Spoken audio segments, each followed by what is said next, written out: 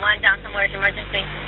Someone just got shot in the parking lot of the Gables Park 17 in the P1. I don't know, all I heard was screaming and then a loud pop, and then I saw her laying on the floor, and it was like red, like blood coming out of her neck, and her bones on the floor.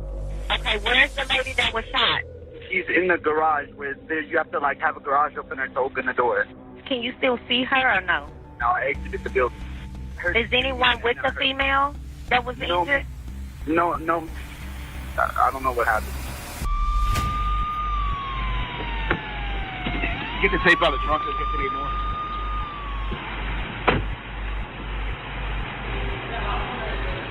They got cameras that come in and out of this place? Yeah, they're checking on it right now. Okay. I got a hold of the homicide detective. He's waiting on the official call. He was on our dead body. He knows it. He knows about it. Okay. Because he's on. You can call him back. Yeah, he knows. We already told him. Okay. I need you and your partner, if you will, for me. Run up here. So we want to cover that side to keep people from flowing through. Okay, she's back over here? Yeah. Do you want me to take her, or you need to stay with her? Let me go film. I've got this thing filming, so let me go film the scene right quick. Okay. I received a phone call that there was a female that had been shot and killed in a parking garage in part of Dallas called Uptown. It's a very affluent area. During my tenure in homicide, this is the only case that I've ever had in Uptown. What's on the corner? May need to check that.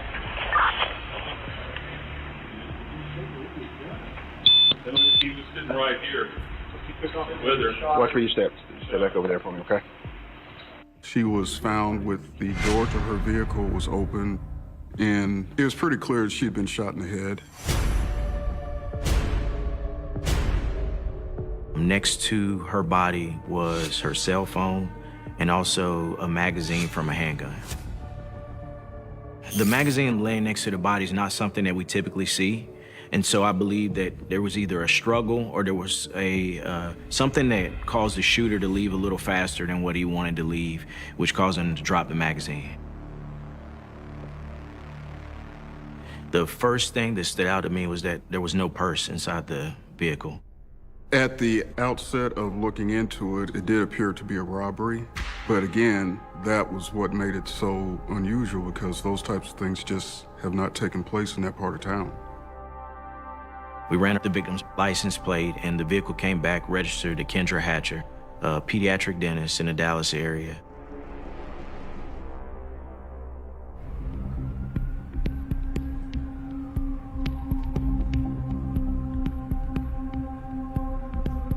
There was one camera that captured all the cars as they came into the parking garage and as they left.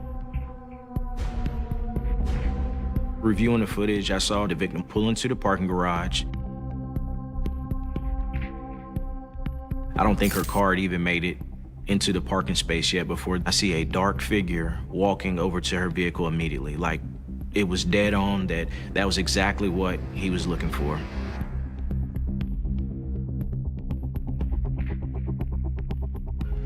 There was a short time frame between when the victim parked her car until the time that she was murdered. So I knew that she was an intended target of the shooting. Examining the suspect vehicle was an older model Jeep. There was paint flaking off of it, and it's not the typical car that you see in Uptown. We weren't able to see a license plate, but we took a still photo, kind of examined it, zoomed in, and we were able to determine that it was a female driver and she had brown hair. And I knew that the shooter got out of the passenger side of the vehicle. So there was at least two people in the vehicle. We knew we needed to find the owner of that Jeep, and we felt that the public could help us with that. So we pushed out a still photo on the evening news. If someone recognizes this Jeep, we wanted to give them the opportunity to give us a call. We're in a race against time, so I wanted to track down any evidence possible that we could use to put this murder together and figure out what the murder was about. I got a message from one of Kendra's friends. All of a sudden, in one telephone call, boom, your world's upside down. Yep. I would describe Kendra as ambitious. Anything that she was passionate about, she did at 100%. She went to dental school But she always had that passion for Spanish, too. For the church, she would volunteer her dentistry time for all the kids down in Ecuador. After everything went down, I was very confused because Kendra was loved by everybody. Nobody wanted to hurt her. So it was just very odd.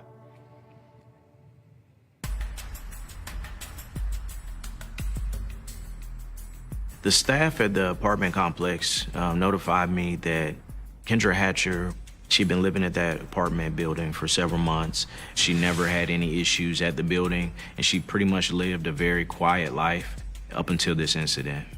We learned Kendra had a significant other, so I made my way inside the apartment complex office, and I spoke with an individual named Ricardo Paniagua. We found out Dr. Paniagua and Kendra had been dating and pretty much were head over heels for each other.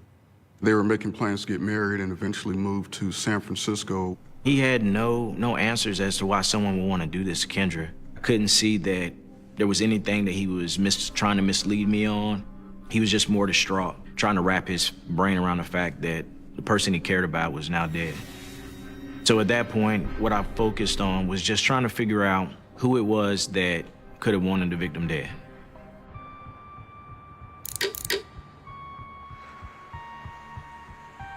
Dallas Police Department posted the vehicle over the local news stations, and the actual owner of the vehicle contacted the police. I received a phone call from Jose Ortiz. He believed that that was his Jeep on the news. Jose, he's a mechanic, and that's what he does by trade.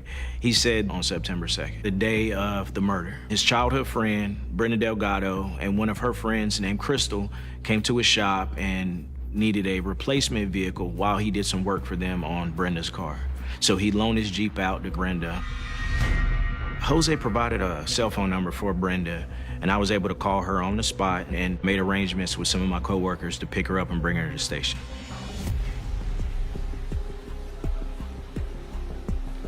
There wasn't anything really remarkable about her background. She went to high school here. She enrolled in dental hygienist school.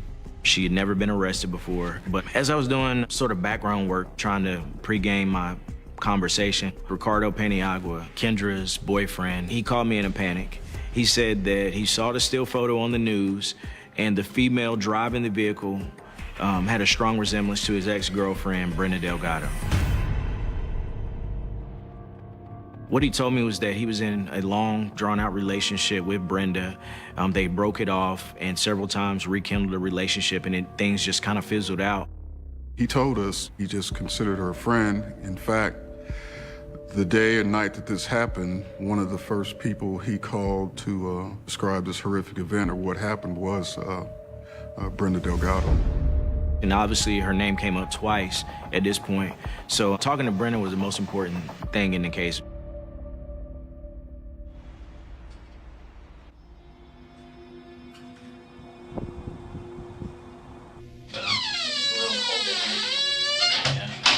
Keep it going. You mind switching chairs? Oh, of course. Sorry. Like I said, I appreciate you coming down to talk to me. Yes, sir. Of course. Tell me what I can help with. Okay.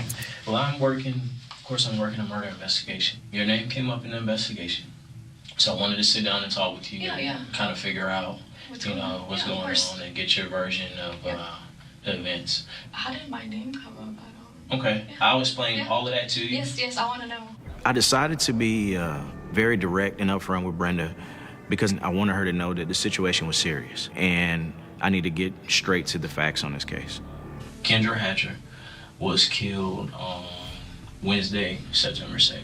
She was dating, I think, a guy that you used to date. Mm-hmm. The way that your name came up in the investigation was linked to the vehicle. Mm-hmm. Okay, the Jeep, mm-hmm. Black Jeep. Mm-hmm.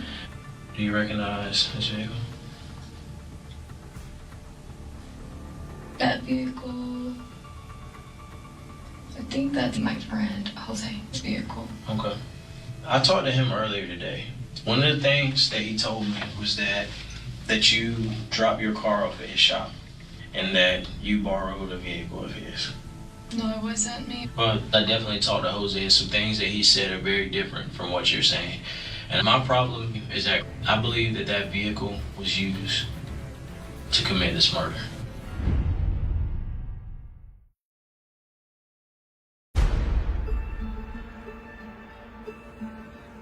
I didn't know what to do with myself. I didn't know if I was supposed to be angry or sad or it's disbelief. It's just that feeling of that your life just completely changed is probably the hardest thing to process.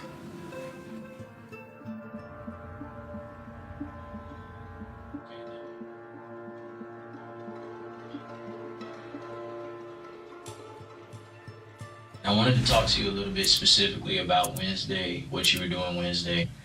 Wednesday, I was in Carrollton. I'm in school. I'm finishing school. Okay. I got a ride to Carrollton. Okay. And I studied from maybe 12 all the way to like about 6. Who gave you a ride? Who gave me a ride?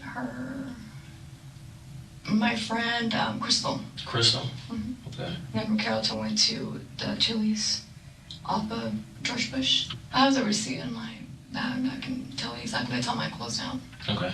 And you said you had the receipt in your bag? Yeah. I can show you. Yeah. Let's get that. The murder took place at the same time. Brenda was at the restaurant. She immediately pulls out the receipt, and it's at the top of her wallet. It's neatly folded. We closed out at 8:57. Do you mind if I hang on to this? Yeah, keep it. It was just all too convenient. And for an experienced detective like Barnes, that's what immediately caught his eye, that something's not right here. You recognize this guy?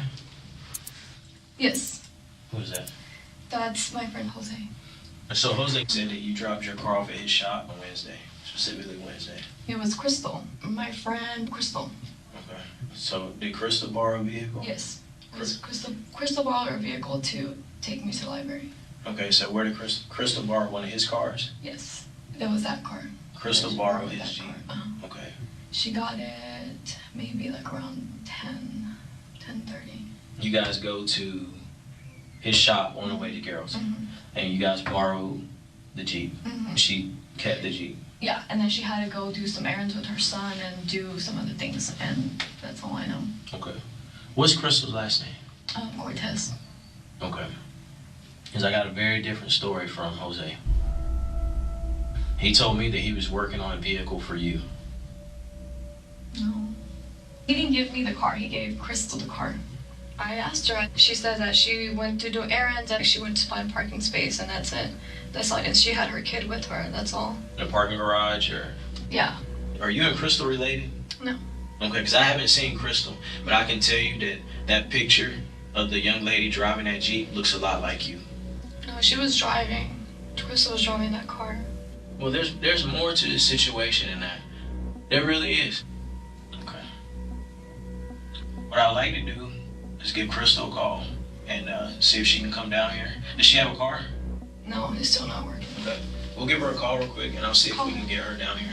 Brenda said that her friend Crystal was inside the Jeep in the parking garage, so I felt that getting Crystal in at the same time I had Brenda there would give me an advantage of kind of using them both against each other to get the tough answers that people don't normally like giving. We reached out to Crystal, and then I had coworkers pick her up and give her a ride to the office. And I knew that I needed to keep the conversation with Brenda going while I was waiting for Crystal. I didn't want her to ask to leave or for her to shut the interview down. The key thing in all this is you, okay? And I'm gonna tell you why. The Jeep, the way Crystal gets the Jeep is through you, Yeah. okay? The young lady that ends up dead, her boyfriend, the relation is you. You to him to her. Crystal ends up in this parking garage.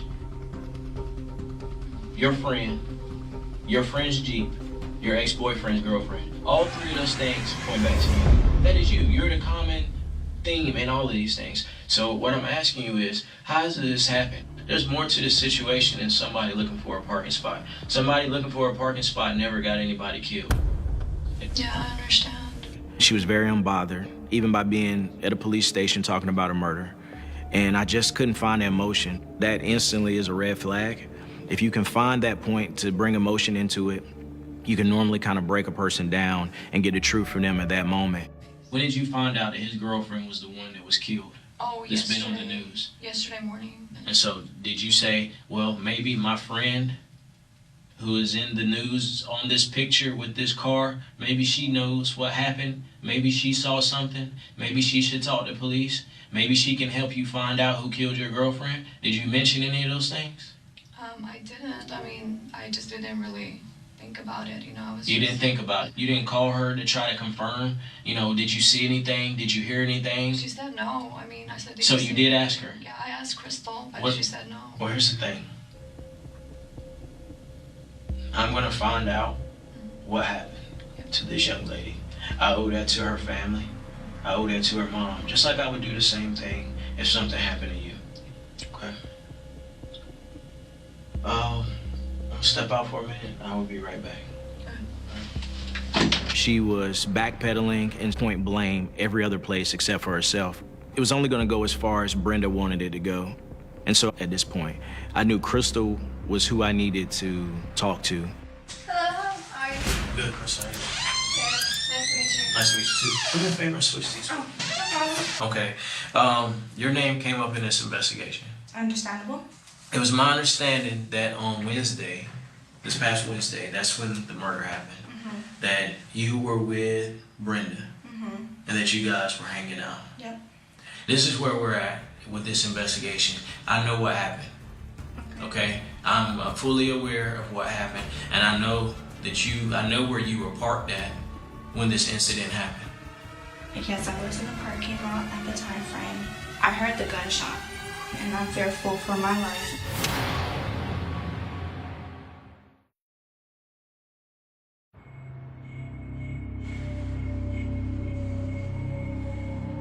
Yes, I was in downtown at that time frame. I wasn't parked though. Okay, that is on video. It is on video. Okay, I wasn't parked though. No, that's not gonna work.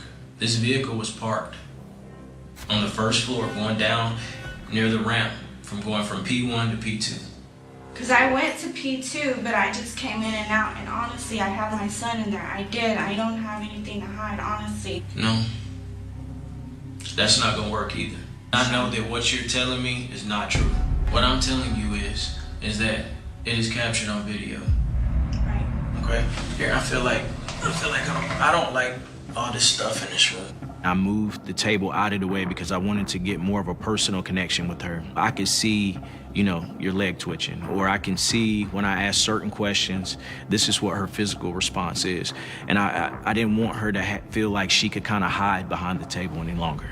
Okay, well, tell me what happened. Okay, I'm pulling in the parking lot. Before I pull in, there's a guy with a mask right in front of me. The guy gets in my seat, and he puts the gun right here. My son's in the back. My son is asleep the whole time. The whole time? He's like, don't look at me, don't say anything to me, nothing will happen to you or your kid. So he tells me to go in, go park. So then he gets off, and he mugs the girl. I don't know her name, I don't know anything about her. And he comes out, and he gets in the back seat, and he sits down, and he's like, drive, just drive. He says, I know exactly what your tattoos look like. I know if you say anything, I'm gonna come and get you. I booked it, and I dropped him off, and that was it. I called it a day. I don't want nothing to do with this. What did he look like? He has like medium dreads. It's kind of tall build, skinny, slim, honestly. I'm willing to take a polygraph. I'm willing to take a polygraph. There's no need for that because you're not telling me the truth. You're not telling me the truth. You want me to believe that some guy hops in your truck and you don't know what's going on. Do you know who that young lady is that got killed? No, I don't. That's Brenda's ex-boyfriend's girlfriend. Okay, and I've been talking to her today before you got down here. You need to tell the truth. I'm telling you the truth. No, you're not. You were inside a vehicle that was used in a murder. Why didn't you call 911 once you found out this happened? Because I didn't know it was on the news until yesterday that I found out. I mean, you knew somebody got shot. I'm scared for my life. I'm telling you right now, I don't believe this bullshit. You're telling me that you pulled in this garage into a cage and to sit here with the guy pointing a gun at you and your baby, and you think I'm gonna believe that? Nobody will believe that. Me or anybody else that hears this. Nobody is gonna believe that. I understand. Young lady, you don't understand. Whoever you're protecting is not more important than your son. That is not a decision I can make for you. Then you need to tell me the truth. Brenda just wanted me to take her purse. That's it. She wanted you to take her purse? She wanted me to do it. $500 just to take her purse. Since I don't have a job, I'm not employed right now. I don't have money. And how does this conversation start? Has she told you about this girl before? Or No. about her boyfriend? No. It was like, X, that's how she refers to him. X has a girlfriend. And I was like, okay. And she's like, I just want to know more about girlfriend. That's it. She's like, I'll pay $500 to take her purse, and that's it. I said, okay. And then I was like, well, I don't want to do that because I have a kid. She's like, well, we'll pay a guy to come in and take her purse, and then we'll go from there. Where do you find this guy at? Just right there at the B&B pawn shop. There's a pawn shop right there. He's walking. I pull up. Hey, you want to make some You pull up in the parking lot? No, just driving by. Do you want to make some quick money? He said, yeah. Murders just don't happen like that. People don't pick up strangers and two strangers hop in a car to go and steal someone's purse and someone ends up shot in the head. I just didn't buy that. There was more truth in that story than what she had previously told me, but I still wasn't where I needed to be with her. So you're sitting inside this Jeep, inside this parking garage. Why did you park where you parked at? I wanted somebody to see me. I purposely parked there. Okay, so... Because I didn't know he had a gun. I really didn't know. Show me right here. Draw me a nice picture of what this looks like from the inside of this place, where you parked at. Okay, here's the main gate, right? There's two cars. I parked in between two cars. So he made me park there first because he said there was no cameras. And then I told him it was this and it's a white Toyota. You show up there a little after 7 and you park. You sit there for a while and this car drives in. What do you hear? No, no, no, no. Who's saying no? I think it's the girl, Kendra. And I hear, no, no, no, no, no. That was it. I didn't see how, where, what. I didn't know. I really didn't know he had a gun. He was just supposed to go in, get her purse, and we were supposed to leave. Okay. When you asked the guy why did he shoot her, what did he say? She was being stubborn and didn't want to give him the purse. I said, no, I'm going to jail. I have a son. And he said, well, you better not say anything because I'm going to kill you and your son. What did you do after you left the garage with this guy? I drove down, dropped him off where he told me to drop him off. I go get Brenda and I go home. Did you tell anybody about this? Nobody knows. Nothing.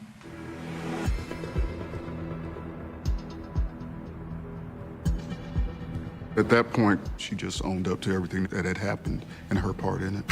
They have her in the vehicle. You can clearly see her. And that's enough probable cause for an arrest. The information Crystal was able to provide for me basically gave me the foundation for the investigation, and that Brenda was the mastermind. Now I want to take this information and try to use it with Brenda to see if she gives me who the shooter was and what the motive was. Just got done talking to Crystal. We had a very interesting conversation. And I know that you haven't been truthful with me. Okay. I understand what it's like to want something that you can't have. I also know what it feels like to want something so bad that you're willing to do anything for it. Sometimes people do that for money. Sometimes people do that for attention. And sometimes people do that for love. Okay? And so what I'm asking you for is for the truth.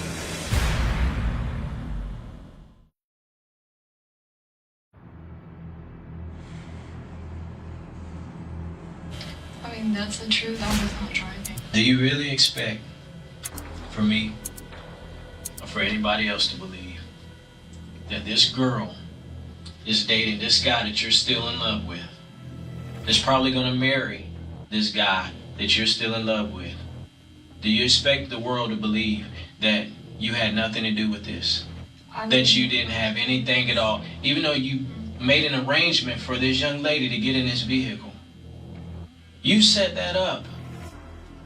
Crystal, she's got a very good description of how she ended up in that car and how she ended up in that garage that belongs to this young lady that's dating your ex-boyfriend, that you still talk to all the time, that you still converse with and share moments with. Yes. And it's not gonna take people a whole lot. This isn't rocket science. People will put this together very fast. That's why I'm asking you, why? I'm telling you, there is no plan, there's nothing, there's no motive, I have no reason. Oh, there's plenty of motive. There's plenty of motive. You cannot have him as long as she's alive. Everybody has feelings and everybody has a point where they break. Everybody has a wall. And that's what I think happened. No, I mean, like I'm saying, it was just very casual. Casual doesn't end up with somebody dead. No, absolutely not. So why do you want his girlfriend dead? I don't. I didn't even know who he was seeing. I don't even know who he was dating. Okay. You don't know. You don't know. Give me a second. Can I just get my attorney at this time? Because I don't think I just need my attorney because you're not understanding me. You can have your attorney. You can have your attorney, that's fine. So you're terminating this interview?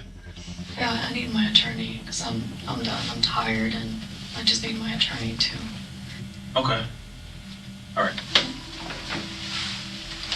We were unable to charge her with murder at the time. We didn't have enough solid evidence, but Brenda had a couple of unpaid traffic tickets that had turned into warrants, and we decided to arrest her for her unpaid traffic tickets. We decided that she needed to go to jail, and that was all we could do at the time.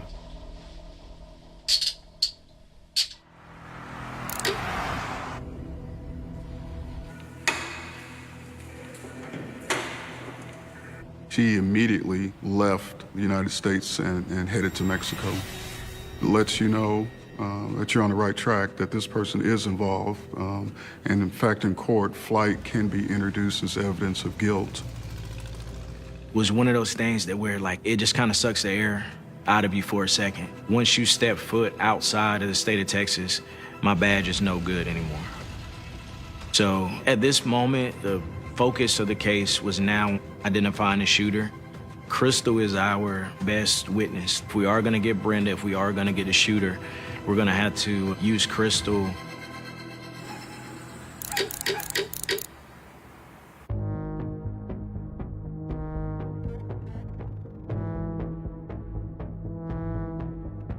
Crystal did a sketch.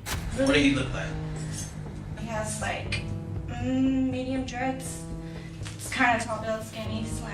Crystal had also described the shooter having a scar on his hand. You want all the individuals that are involved in the offense, but almost certainly the person that had no qualms about getting out of a car and just shooting someone in the head, you're gonna want to get that person and get that person off the street.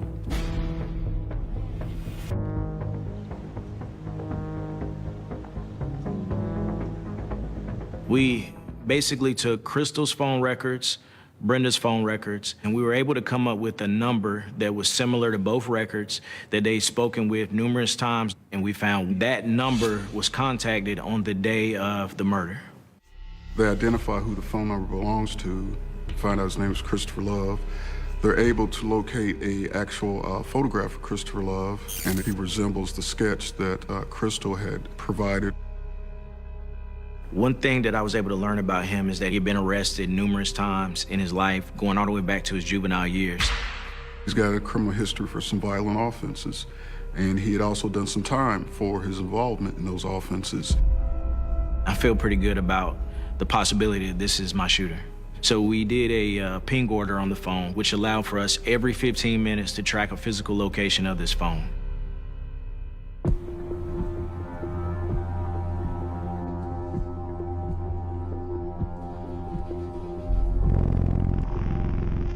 The FBI noticed that the coordinates of the phone started moving at the same time a blue Chrysler Sebring was driving out of the parking lot. The FBI followed the blue Chrysler Sebring, and once an individual got out of the car, they made contact with him, and the individual was named Christopher Love. Outside of his physical appearance and similarity to the sketch, he also was in possession of this cell phone that had been in contact with Brenda and Crystal also on the day of the murder.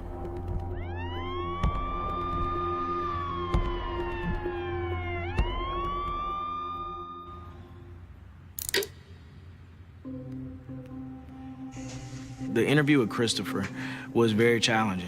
He was pretty much unknown to the case until a few minutes before I'm sitting down with him in a room. The surveillance video of the murder, I couldn't 100% say that it's him because it's a grainy video.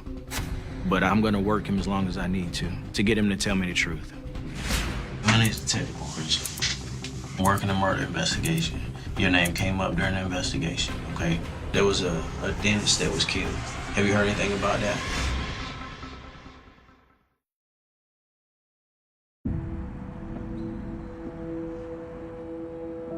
And so I need to speak with you in regards to this murder. This is my partner, Chaney. What's up, man? Let me see your hands real quick, man. I was looking at your hands earlier. You got a scar right here on this hand. What happened to your hand right here? Somebody shot me. You got shot? Mm-hmm. They tried to rob me in Memphis. They tried to carjack me anyway. The bullet hit my hand right there. They noticed the scar on his hand that Crystal had described the shooter having. It's a match.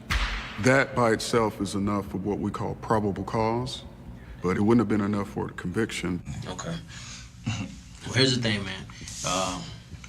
Me and my partner got called in on September 2nd to work a murder over in Uptown. You know where Uptown is in Dallas? No. Have you heard anything about that? There was a dentist that was killed. A dentist? A dentist. Kendra Hatcher was killed in a parking garage. That got anything to do with me. Okay. You know a female by the name of Crystal? You don't know Crystal Cortez? What about a Brenda Delgado? No. Have you ever seen this girl? I don't think so. Okay. What is it? I don't know these people. Let me ask you this. Have you ever rode in a black Jeep Cherokee? I ain't riding no Jeep Cherokee. Okay. Your name came up in this investigation as being friends with these two girls. that you know these two girls. From where? Here? Well, I don't know how you met them. That's why I'm talking to you today, to figure out if you do know them. And if you do know them, you know, maybe there's a reason why you know them. No. What I'm interested in is how your phone number would end up in these girls' phones. I ain't gonna tell me. Probably weed. You ever go to North Dallas? No reason your phone records will put you there either, is it?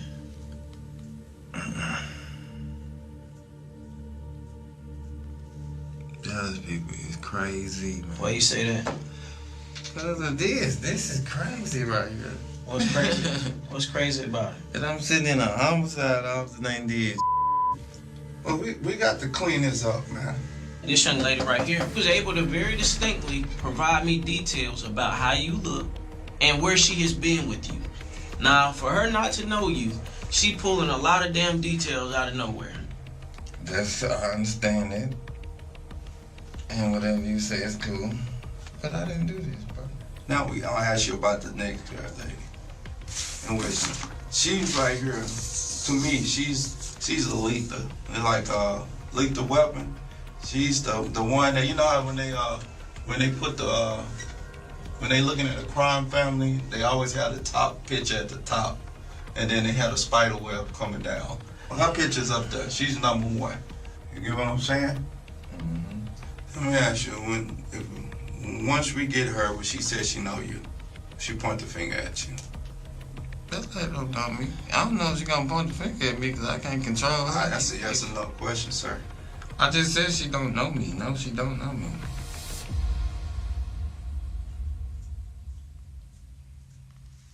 Can I get something to drink? Yeah, what you want to drink, man? want some coffee, but I don't take anything. Man, why does people talking like you are involved in this situation, man?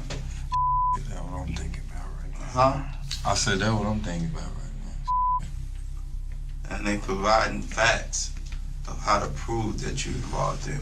Man, I don't give a fuck what they provide. He's nonchalant. He doesn't know anything. He didn't do it. You know, this goes on for hours. I don't have a good... A lot of times people call me for weed on my phone.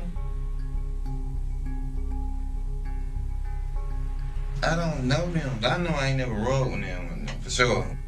Ain't no weapon. I got a f***ing charge right now for a weapon. These places ain't got no cameras. They where these ladies got killed. Come on, you know I got cameras. So they know what the shit will look like.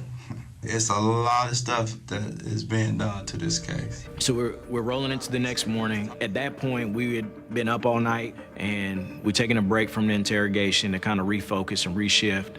One of my coworkers went out to the auto pound where Christopher Love's car was at, and the K9 began doing a sniff search on the blue Chrysler. The K9 alerted to gunpowder immediately, and they found a Smith & Wesson .40 caliber handgun tucked behind the center console and on the passenger side of the vehicle. The magazine laying next to the body belonged to a .40 caliber Smith & Wesson handgun.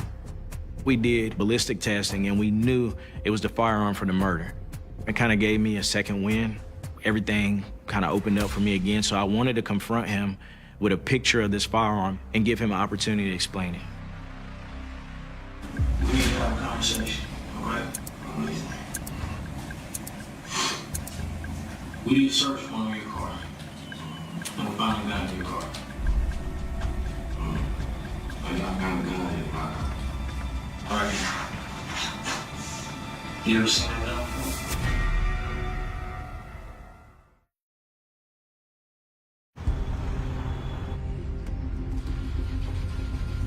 Who's got that?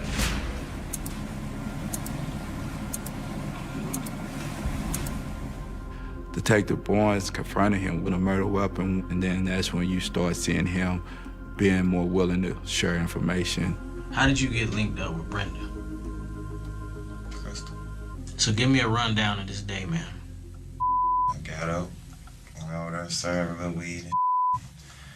Crystal. She came over there about 5, and we rolled over there. Where'd y'all go? Downtown. How did you know what time to be there? I didn't. They knew all the information. All my information was to snatch her ID. I need the ID, the ID, the ID. That's all it was, the ID. Who else was in the car with y'all? There wasn't nobody but us. Her son went in there? No. Yeah, no. And it was just you and Crystal in there? Yeah. What kind of conversation did you have with Brenda about this? Or what did she tell you? She claimed they was the cartel. It was just like, go take this for the cartel and I'm gonna pay you. And she told you she was from the cartel? Yeah. And Christopher is told that Brenda Delgado is with the cartel, and if he agrees to do this, she'll make sure that he has enough cocaine to sell for as long as he wants to sell cocaine. So in his mind, this is his way to go from being a small-time drug dealer to a big-time drug dealer. So he agrees to do it. When y'all going to get Brenda? We're gonna work on getting Brenda, man. Cause she the f***ing puzzle y'all, the top of the puzzle y'all need. Well, I mean, we're gonna go get her. You can promise that. You can be promised. They been doing it, planning it or whatever they was doing. Whatever happened a couple months ago, 3-4 months ago. They've been watching this lady for 3-4 months. Yeah, they ran some game on you. The girl that got killed was Brenda's ex-boyfriend's new girlfriend. Brenda's? Yeah. She didn't have nothing to do with any cartel. She was just a dentist. They go to work every day, just a regular person. Fake ass mother cartel leader, some fake ass. Fuck that need to go to jail with me. No, I'm going to jail. They might as well go too. Okay, well, I'm gonna go knock this paperwork out.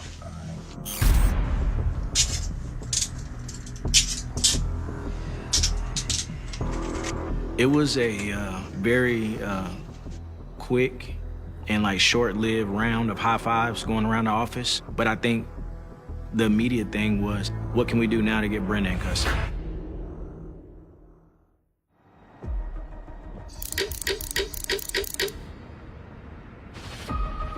Brenda Delgado did not pull the trigger, but police say she planned and paid for others to carry out the heinous crime. Now she's become the 9th woman in history to make the FBI's 10 most wanted list since it began in 1950. After placing her on this list, we started receiving phone calls relaying intelligence of where her whereabouts were at.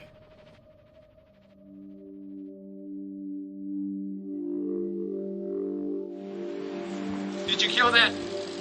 Did you kill the dentist? When I found out she was captured, there was a lady that was sitting next to me, a complete random stranger. I explained everything, and I was like, can I have a hug? She's like, yeah, I gave him a big hug. And so yeah, overwhelming feelings of joy.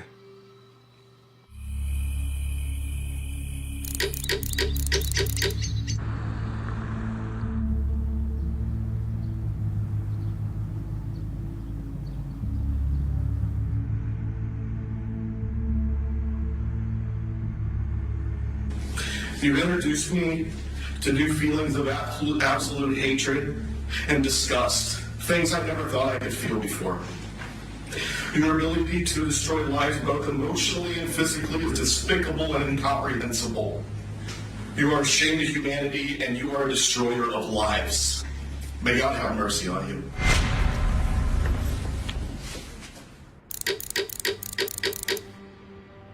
We tried Brenda's case 8 months later. Jury was only out 20 minutes before they came back with a guilty verdict. For capital murder, she received a life without parole. Brenda Delgado, justice has been served for the people whose lives were touched in one way or another by this incredible, amazing woman who I was honored to be Kendra Hatcher's mother.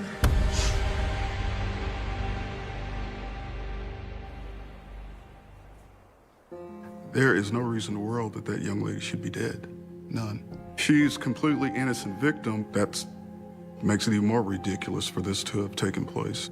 After Brenda was found guilty, me and my family were at the hotel, and there's this big rainbow that's like filling up the day. The city of Gloucester, in the west of England, is a place where history feels carved into the very stone of its cathedral, a city of quiet streets, gray skies, and an unassuming pace of life that suggests nothing ever truly happens behind its closed doors. But in the early spring of 1994, a localized chill descended upon a specific, nondescript terrace house on Cromwell Street, a chill that had nothing to do with the biting March wind and everything to do with the darkness that was about to be exhaled from its foundations.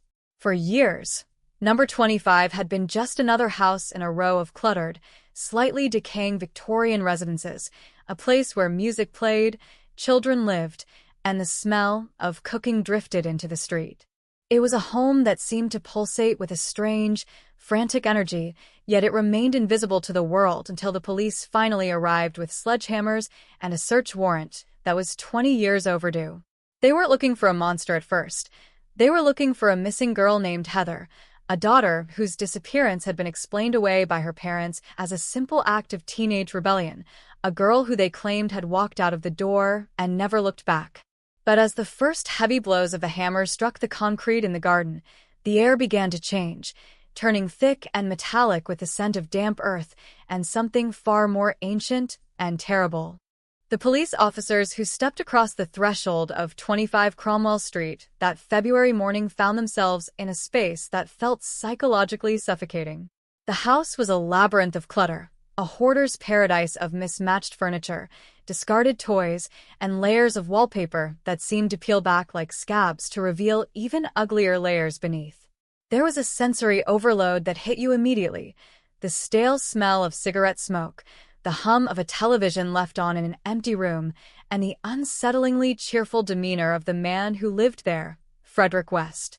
Fred was a man of small stature with a thick mane of dark, curly hair, and a face that seemed perpetually caught in a squint, as if he were constantly trying to find the humor in a joke that no one else could hear. He spoke with a soft, rural Gloucestershire accent, his voice a melodic burr that he used to weave a web of helpfulness and feigned confusion. He wasn't the image of a serial killer that the public expected. He wasn't a brooding phantom in the shadows. He was a handyman, a father, a neighbor who would offer to fix your fence while his own house was a charnel house. He greeted the investigators with a terrifyingly mundane hospitality, offering tea and conversation while they stood on the very ground where his secrets were buried. As the excavation began, the atmosphere shifted from an investigation into a missing person to a descent into a nightmare. The garden, a small, neglected patch of land behind the house, was covered in a thick, uneven layer of concrete that Fred himself had laid years before. It was a job that looked amateurish, a patch of gray stone that stood as a silent witness to his crimes. When the pneumatic drills began to tear into the surface, the noise was deafening, a mechanical scream that echoed through the narrow street, drawing the eyes of neighbors who had long suspected that something was off about the West family, but had never dared to speak the truth aloud. The police forensic teams worked with a clinical, agonizing slowness, sifting through every handful of dirt, every fragment of stone. For hours, there was nothing but the sound of the wind and the scraping of shovels. And then everything stopped. A detective, kneeling in the dirt, brushed away a layer of soil to reveal a small, white curvature that didn't belong in a garden. It wasn't a stone, and it wasn't a piece of debris. It was a human bone, small and delicate, a fragment of a life that had been extinguished in the very place where it should have been most protected. The discovery of the first remains acted as a psychological rupture. The helpful mask that Fred West had worn began to crack, revealing a void beneath it that was as cold and dark as the soil they were digging in. He didn't erupt in violence. Instead, he began to talk, his voice never losing that soft, rhythmic quality as he started to peel back the layers of a 20-year spree of depravity. But he wasn't acting alone. Standing in the shadows of the house, watching the police tear her world apart, was Rosemary West. If Fred was the talkative, manipulative face of the operation, Rose was its silent, brooding core. She was a woman who radiated a sharp, prickly coldness, her eyes shielded behind thick-rimmed glasses, her mouth set in a thin, unforgiving line. To look at her was to feel an instinctive sense of dread, a feeling that you were being watched by something that had long ago discarded its humanity. The relationship between the two was a toxic, symbiotic bond, a partnership in which the normal boundaries of morality had been replaced by a shared obsession with control, pain, and the total subjugation of others. The house at 25 Cromwell Street was not just a crime scene. It was a physical manifestation of their shared psyche. Every room, every basement corner, every inch of the garden was a site of trauma. As the dig continued, more remains were found, and the scale of the horror began to expand with a sickening momentum. It wasn't just Heather. There were others. Girls who had been hitchhiking, girls who had been looking for work, girls who had simply been in the wrong place at the wrong time. The Wests had turned their home into a trap, a place where the ordinary rules of the world were suspended, and where young women were lured in with the promise of a room or a job, only to find themselves at the mercy of a couple who viewed human life as something to be played with and discarded. The sheer banality of it was what made it so haunting. They had committed these acts while their own children were in the house, while the neighbors were watching television next door, while the milkman was delivering bottles to the doorstep. They had integrated their monstrousness into the daily rhythm of a working-class English life, proving that the most terrifying evil doesn't hide in a castle on a hill, but in a terrace house with lace curtains and a well-maintained car. The hook of this story isn't just the discovery of the bodies, it's the realization of how long they got away with it. For over 2 decades, Fred and Rose West operated in plain sight, their house the black hole that swallowed lives while the authorities remained oblivious. It was a failure of the system, a failure of community, and a failure of imagination. No one wanted to believe that a mother and father could be capable of what the Wests were doing. The psychological impact on the investigators was profound. Men and women who had spent years on the force, who thought they had seen everything, found themselves breaking down in tears as the true extent of the House of Horrors was revealed. They weren't just digging up bones.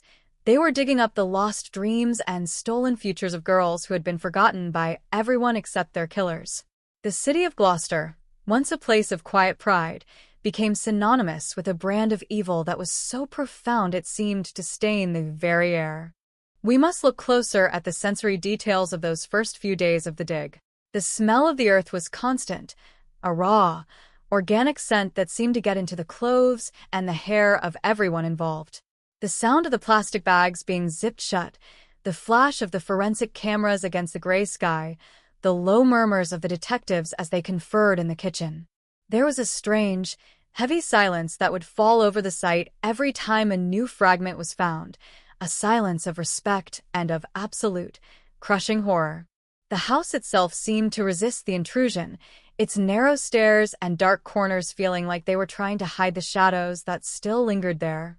You could almost feel the presence of the victims, their voices silenced, but their stories waiting to be told through the clues they had left behind in the dirt and the floorboards. The psychological profile of Fred West is a study in the banality of evil. He was a man who thrived on being liked, who used his perceived simple-mindedness as a shield. He would tell elaborate stories, mixing truth with lies so seamlessly that it was impossible to tell where one ended and the other began. He was a predator who understood the vulnerabilities of the young and the lonely, a man who transformed the act of murder into a mundane chore, like clearing out a shed or fixing a tap. His hands, rough and calloused from years of manual labor, were the same hands that had strangled and dismembered, the same hands that had tenderly patted his children on the head before they went to bed. This duality is the true horror of Fred West, the fact that the monster and the man were one and the same, and that he could switch between the two with a terrifyingly casual ease. Rosemary West, on the other hand, was a different kind of enigma. While Fred was outward-facing, Rose was an internal fortress. She was the one who provided the domestic structure that allowed their crimes to continue.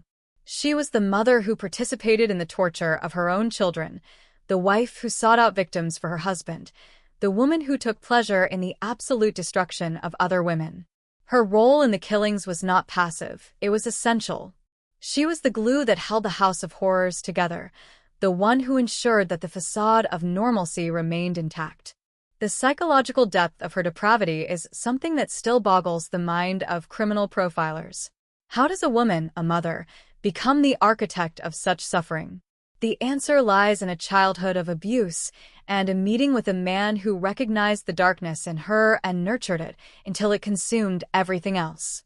As we begin this journey into the story of Fred and Rose West, we are not just looking at a series of crimes. We are looking at a rupture in the human soul.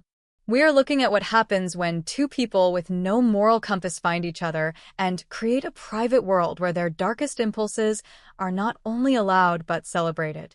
The hook is the moment the world was forced to look into the basement of 25 Cromwell Street and see the reflection of its own inability to protect the innocent. It is the moment the House of Horrors became a reality, and the names of Fred and Rose West were etched into the history of true crime as the most prolific and depraved couple to ever walk the streets of Britain. The sifting of the soil has only just begun, and the secrets that are about to emerge will challenge everything you think you know about the capacity for human cruelty. The neighbors on Cromwell Street would later describe the bad vibes they felt from the house, the strange late-night noises of construction, the frequent arrivals and disappearances of young women who were never seen again. But at the time, they were just the Wests, the eccentric couple with too many children and a messy garden. This collective blindness is a haunting theme that runs through the entire narrative. It reminds us that we often see only what we want to see, and that the most dangerous people are often the ones we pass every day without a second thought.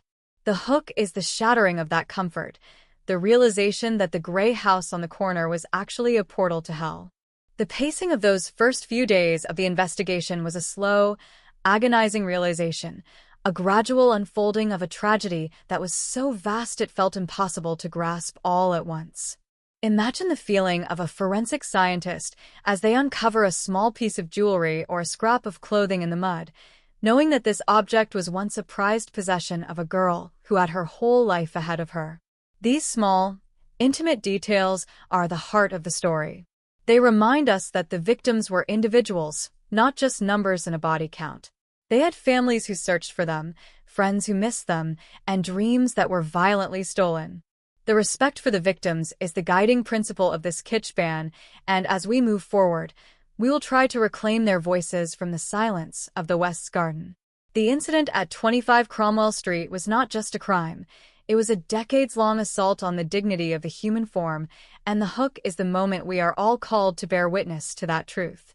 The atmosphere of the 1990s in Britain was one of transition, but for those in Gloucester, it was a time when the modern world collided with a dark, Victorian-style horror. The media frenzy that followed the discovery was unprecedented, with reporters from all over the world descending on the quiet street, their cameras and lights turning the sight of a mass murder into a grotesque spectacle.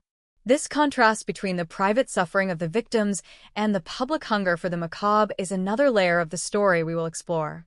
But for now, we are back in the dirt, back in the garden, watching the police uncover the first of many secrets. The hook is the sound of the shovel hitting the bone, a sound that signaled the end of the West's reign of terror and the beginning of a reckoning that would shock the world to its core. The sheer volume of evidence that was about to be processed was staggering. Thousands of photographs, hundreds of hours of interviews, and a forensic search that would eventually involve the entire structure of the house being dismantled brick by brick. The Wests hadn't just buried bodies, they had woven them into the fabric of their home. This physical intimacy with death is perhaps the most disturbing aspect of the case. They lived with the dead, slept above them, ate in the room next to them. To Fred and Rose, the bodies in the cellar were just part of the furniture, a secret foundation that gave them a sense of power and exclusivity. This psychological isolation allowed them to continue their work without a hint of remorse, creating a domestic life that was a mirror image of the world's most terrifying nightmares. As we close this first part, the hook has been set. The first bone has been found, the house is surrounded, and the man with the soft voice is starting to tell his story. But as we will see in the parts to come, the truth is far more complex and far more horrific than even the first discoveries suggested. The House of Horrors is about to reveal its full, agonizing history, and the names of the victims are about to be spoken once more.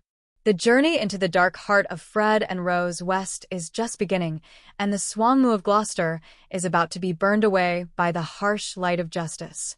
Prepare yourself, for the story of 25 Cromwell Street is a descent from which no one emerges unchanged. The final image of this opening act is that of the police tape fluttering in the wind, a thin line of yellow and black that separates the mundane world of the street from the abyss of the garden. Behind that tape, the history of the last 20 years is being unearthed, one spoonful of dirt at a time. The neighbors watch from their windows, the police work in silence, and somewhere in a cell, Fred West is smiling his crooked smile, knowing that he has finally become the center of the world's attention.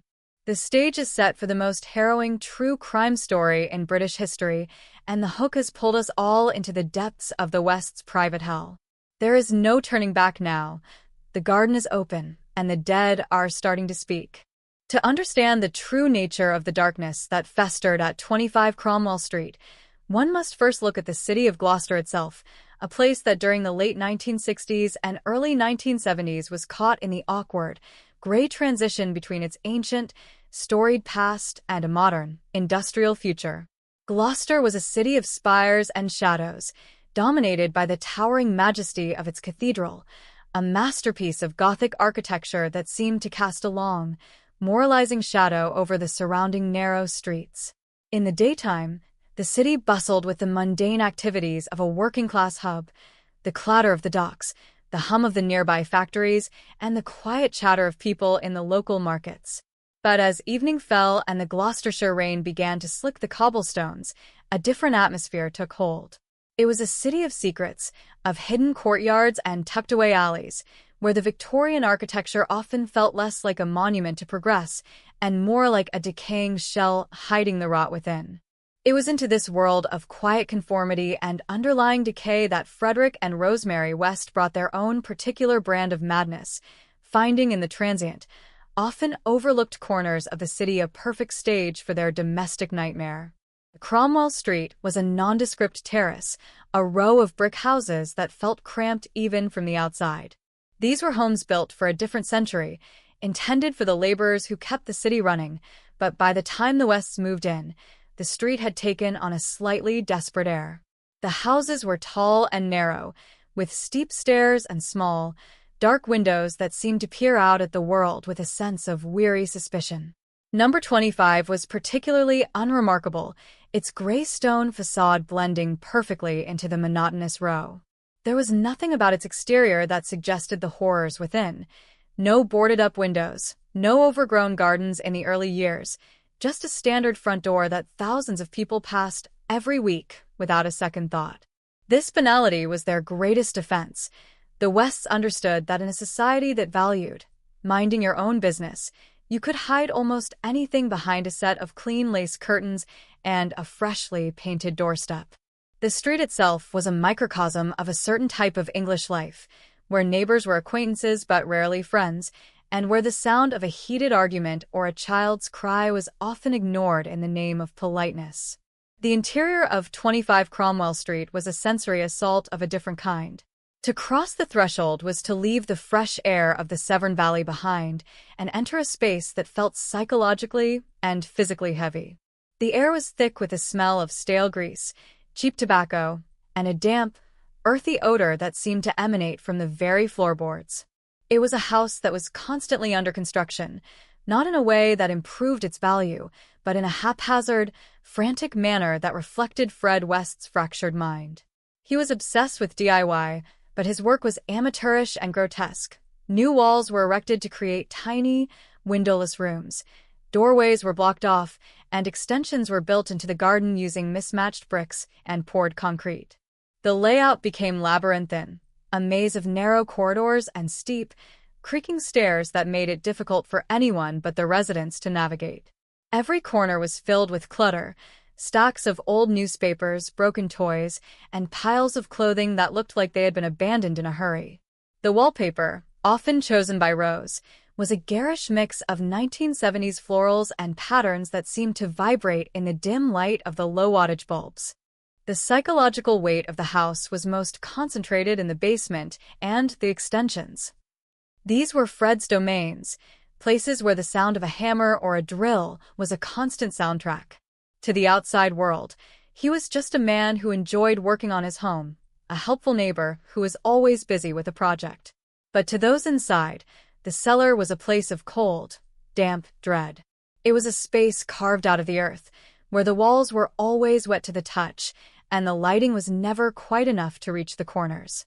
Fred had a particular obsession with concrete, mixing and pouring it with a fervor that suggested he was trying to bury something deeper than just structural flaws. He would spend hours in the basement, the rhythmic scraping of a shovel echoing up through the house, a sound that the children and the lodgers eventually learned to normalize, even as their instincts told them otherwise. The concrete was his signature, a gray, unyielding substance that he used to seal his crimes away from the light of day. The social climate of the time also played a crucial role in the setting of this tragedy. The 1970s and 80s were decades of upheaval in Britain, marked by economic strikes, social unrest, and a growing number of young people who were drifting away from their families in search of something more. Gloucester, with its bus station and its proximity to the motorway, was a natural stopping point for hitchhikers and runaways. The Wests exploited this transient culture with a predatory genius. They turned Number 25 into a lodging house, a place where for a few pounds a week, a girl could find a bed and a supposedly family atmosphere. To a girl who had been sleeping on the streets or who was running away from a broken home, the Wests could appear like a godsend.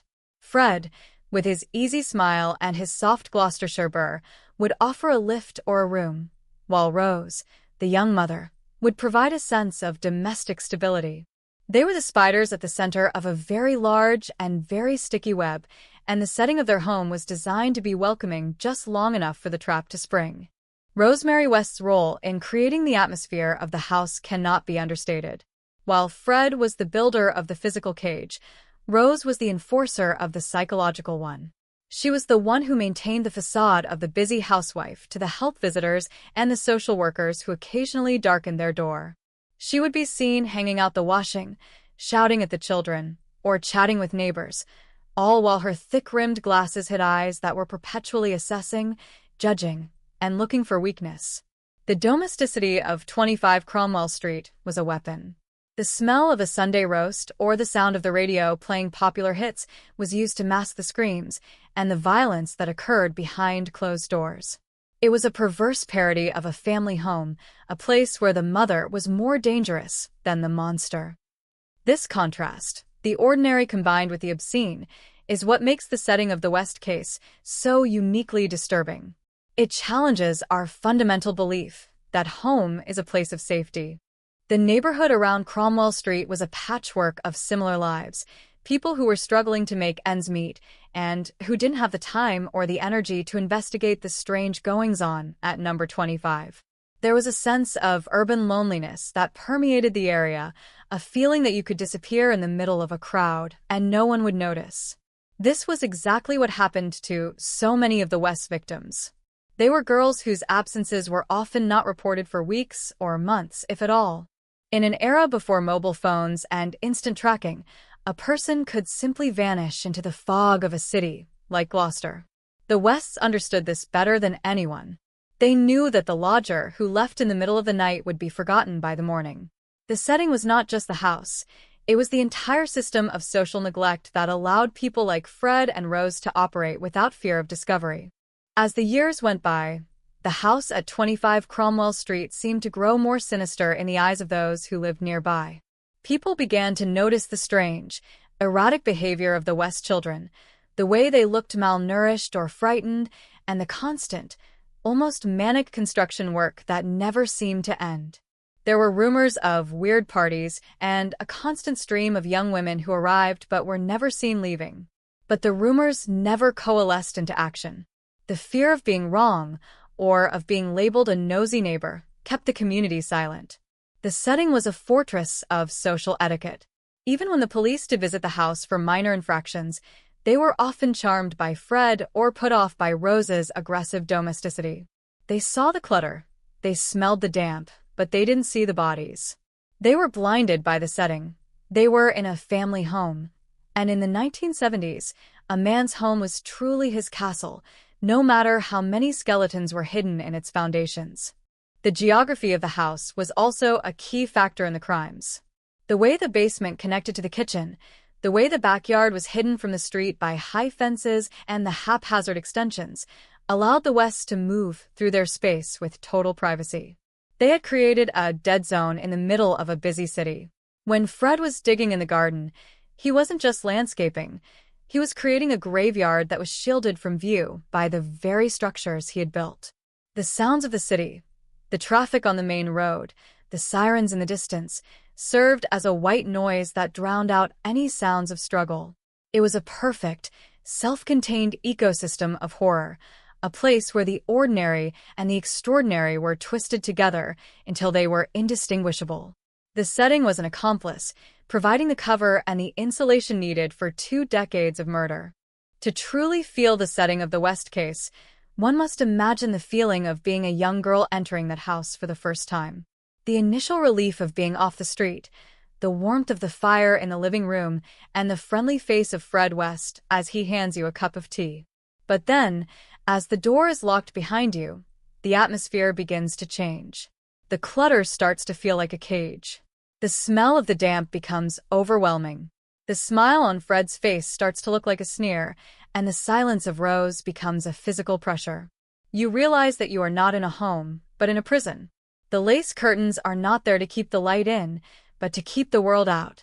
The setting of 25 Cromwell Street was a masterclass in deception, a place that used the tropes of English domesticity to lure the innocent into a world of unimaginable cruelty. Even today, long after the house has been demolished and the site turned into a quiet walkway, the area around Cromwell Street carries a certain weight. The local residents still speak of it in hushed tones, as if the ground itself remembers what happened there. The setting was so powerful that it stained the reputation of the entire city. Gloucester's Grand Cathedral and its historic docks will always be linked in the public mind with the grey house on the corner. This is the legacy of Fred and Rose West. They took the most sacred and mundane aspects of human life, the home and the family, and turned them into a setting for a horror story that has no equal in British history. The background of their lives was the grey, rainy streets of a provincial city, but the story they wrote on that background was one of absolute, unadulterated darkness. The 1980s saw the house reach its peak of depravity. The extensions were finished, the lodger system was in full swing, and the Wests felt untouchable. They had survived 2 decades of scrutiny, their facade of the rough but honest working-class family holding firm. The setting had become a part of them, and they a part of it. Fred's DIY projects had turned the house into a literal tomb, with bodies hidden under the kitchen floor, in the walls of the basement, and in the concrete of the patio. They were living on top of their victims, a fact that seemed to give them a perverse sense of satisfaction. The setting was their trophy room, a place where every brick and every bag of cement was a reminder of their power. This psychological intimacy with the dead is what defines the atmosphere of Cromwell Street. It was a house where the living and the dead coexisted in a silent, horrific harmony.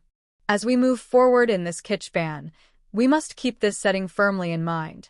The dampness, the clutter, the smell of grease, and the constant sound of Fred's shovel. It is not just a background, it is the reason they were able to do what they did for so long. The setting of 25 Cromwell Street was a perfect storm of social isolation, architectural chaos, and predatory intent. It was a place where the light of the outside world could not reach, and where the shadows were deep enough to hide a dozen lost souls. The introduction to the West's world is an introduction to the idea that evil does not need a grand stage. It only needs a narrow house, a bag of concrete, and a community that has learned to look the other way. The pacing of this part of the story is intentionally slow, reflecting the slow, agonizing passage of time for those trapped within the house. For the victims, the setting was a world that felt like it would never end, a cycle of fear and pain that was as constant as the Gloucestershire rain. For the Wests, it was a long, successful run of dominance and control. To understand the incident and the discovery that are to follow, one must first feel the suffocating reality of the home they built. It was a place where the ordinary became the obscene, and where the gray streets of Gloucester provided a shroud for the most colorful and horrific of crimes. The setting is set, the trap is laid, and the unfortunates are already beginning to find their way to the door of number 25. The final image of this setting is the sight of the house at dusk. The lights are on in the living room, a blue flicker from the television screen visible through the curtains. From the outside, it looks like any other house on a Friday night.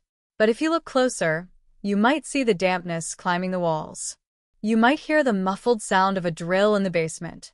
And you might feel that localized chill that signaled the presence of Fred and Rose West.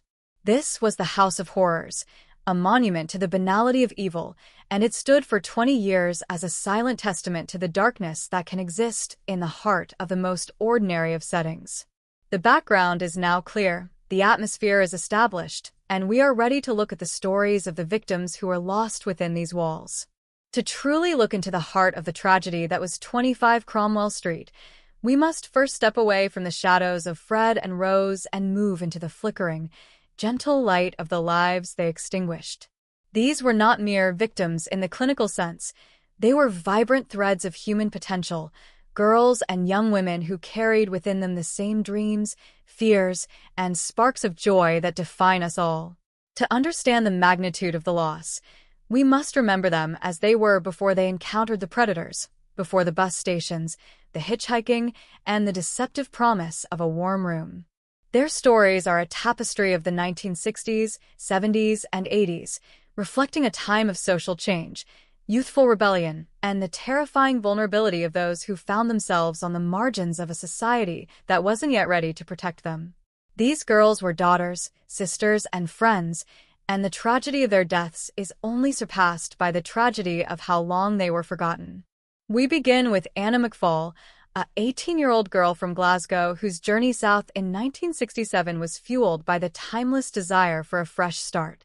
Anna was a girl with a bright, curious spirit, characterized by her thick dark hair and a smile that seemed to reach her eyes even when she was nervous.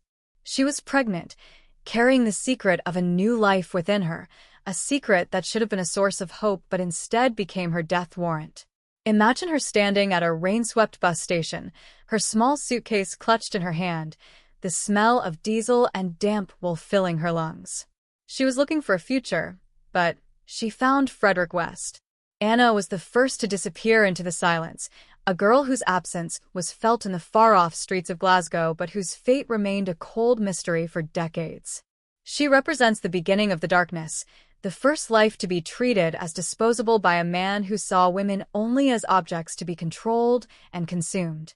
The story then takes a turn into the intimate betrayal of family with the life of Charmaine West. Charmaine was just 8 years old, a child of delicate features and a quiet, watchful demeanor. She was the daughter of Fred's first wife, Rena, and she lived in a world where the adults were supposed to be her guardians. Instead, she found herself in the care of Rosemary West while Fred was away in prison. Picture a young girl playing in the narrow kitchen of a house on Midland Road, the sunlight filtering through a grime-streaked window, unaware that the woman watching her was not a protector but a predator. Charmaine's life was cut short in a moment of unimaginable cruelty, her small body hidden beneath the kitchen floorboards of a house that continued to hum with the activities of daily life. For 20 years, people walked over the spot where she lay, her childhood toys likely still scattered in a box somewhere, a silent testament to a life that was never allowed to bloom. Then there was Rena West herself, Fred's first wife, and her friend and Thomas. Rena was a woman who had tried to navigate the chaotic and violent world of Frederick West, eventually fleeing in a desperate attempt to save herself and her children. She was a woman of resilience, a mother who fought for the safety of her daughters, but the reach of Fred's malice was longer than she could have imagined. Her disappearance in 1971 was a devastating blow to the children left behind, a void that was filled with the terrifying presence of Rose. Rena was not just a statistic. She was a woman who had loved, laughed, and struggled, whose life was extinguished because she dared to try and break free from the gravity of a monster. As the 1970s progressed, the House of Horrors began to draw in girls who were searching for independence in a world that felt increasingly small. Linda Goff was 19, a fashionable, spirited girl with a love for music and a desire to see the world beyond the confines of her traditional upbringing. She moved into Cromwell Street as a lodger, thinking she had found a quirky, family-oriented place to live.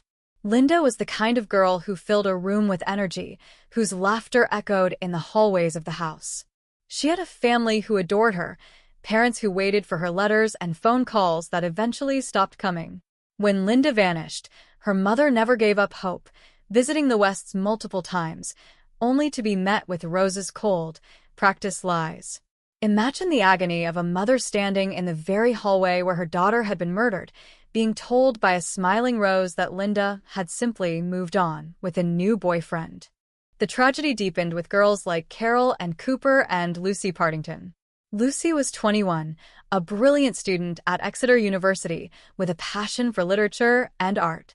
She was a girl of profound depth, a poet whose words were just beginning to find their voice.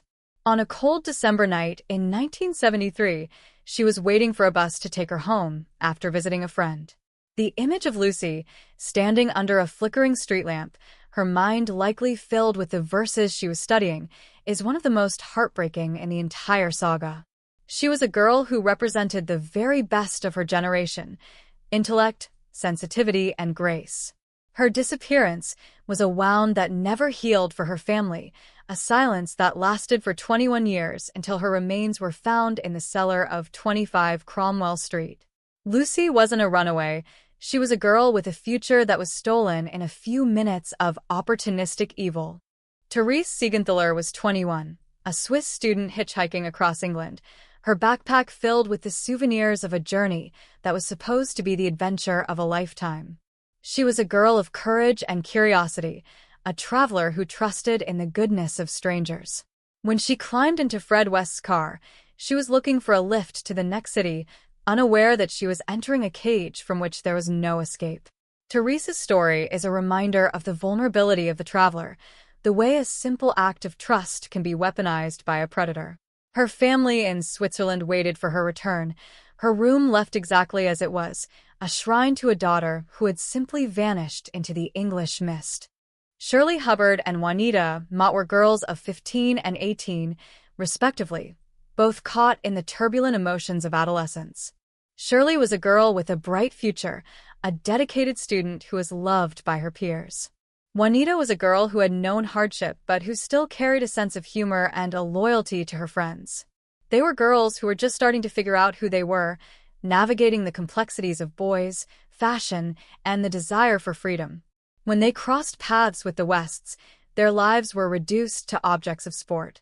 The psychological horror of their final moments is something that should be handled with the utmost solemnity, not as a spectacle, but as an acknowledgement of the terror they felt in a place that called itself a home. Shirley Robinson was 18 when she became a victim of both the Wests and the social failures of the time. She was pregnant with Fred's child, a repeat of the tragic pattern started with Anna McFall. Shirley was a girl who had sought refuge in Cromwell Street, looking for the family she felt she lacked. Instead, she found a den of sexual exploitation and violence. Her life was a series of betrayals, culminating in her death and burial in the garden. Shirley was a girl who deserved a chance to be a mother, to find the love she was so desperately seeking. Her presence in the garden, alongside the others, is a silent scream against the systemic indifference that allowed the Wests to prey on the most vulnerable members of society. And finally, we must speak of Heather West, the eldest daughter of Fred and Rose. Heather was 16, a girl who had grown up in the heart of the nightmare. She was a witness to the violence, a victim of the abuse, and yet she was a girl who tried to maintain a sense of self. She dreamed of becoming a hairdresser, of escaping the suffocating atmosphere of Cromwell Street and building a life of her own. Heather was a girl of immense inner strength, a sister who tried to protect her younger siblings from the darkness that surrounded them. Her death in 1987 was the ultimate betrayal, a daughter murdered by her own parents because she dared to stand up to them, because she threatened to reveal the truth of what was happening behind those lace curtains. Heather's story is the most intimate tragedy of all, a girl whose own home was her execution chamber. To understand these victims, we must imagine the small, daily details of their lives. The way Anna McFall might have braided her hair in the morning, the sound of Lucy Partington's pen scratching against her notebook, the smell of the perfume Linda Goff wore when she went out on a Saturday night, the laughter of Heather West as she joked with her sisters in the backyard. These are the things the Wests tried to erase. They didn't just kill these women, they attempted to strip them of their identities, burying them in unmarked graves and covering them with concrete. Our task is to dig them back up, not physically, but in our collective memory.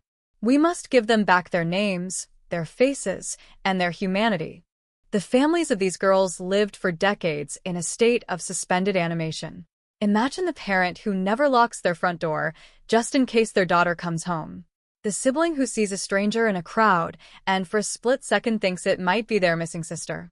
This is the collateral damage of the West's crimes. The psychological torture of not knowing is a slow-motion violence that ripples through generations.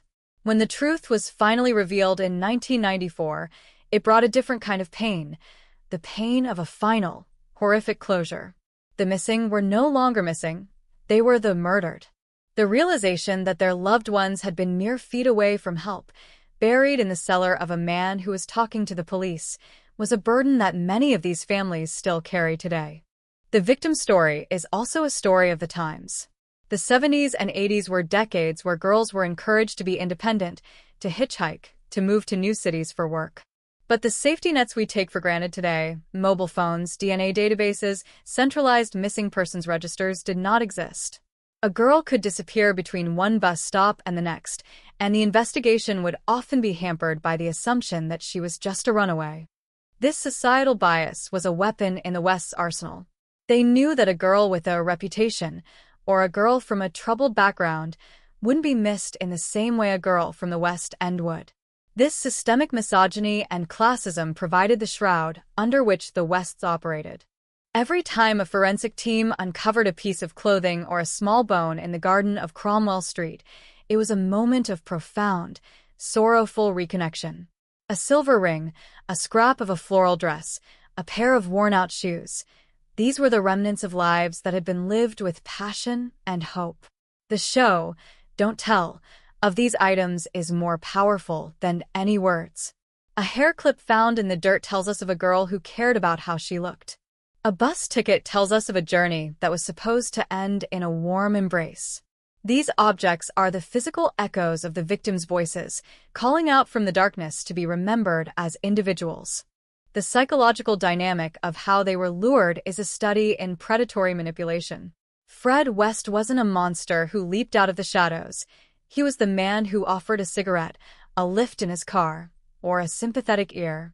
He used his perceived simple-mindedness and his fatherly image to disarm his prey. Rose used her domesticity, the image of the harassed mother, to provide a false sense of security. They created a trap that was disguised as a sanctuary. For many of these girls, who were lonely or lost, the West's home initially felt like a place where they belonged.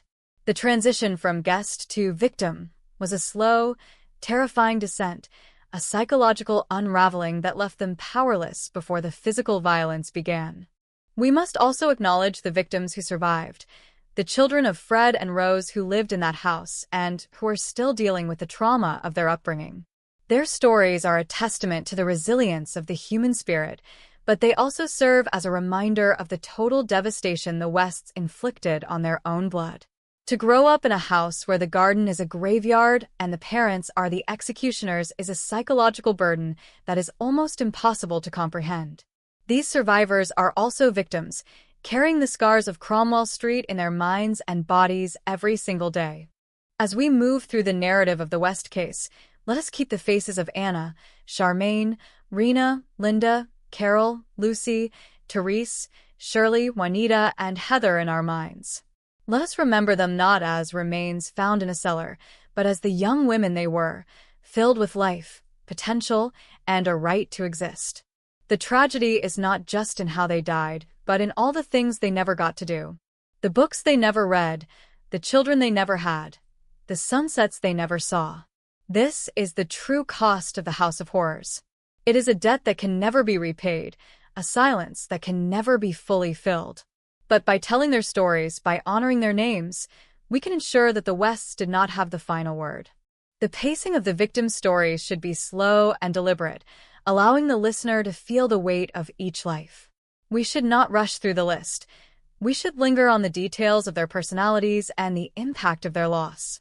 This is the heart of the true crime genre when it is done with respect. It is an act of reclamation. We are reclaiming these lives from the monsters who stole them and from the history books that often reduce them to footnotes. The victims of Cromwell Street were the heart of their communities, and their absence left a hole in the world that is still felt today. In the next part, we will witness the horrific events that took place within the walls of 25 Cromwell Street, but we do so with the knowledge of who these women were. The incident is not a spectacle, it is the final, agonizing chapter of lives that were precious and irreplaceable.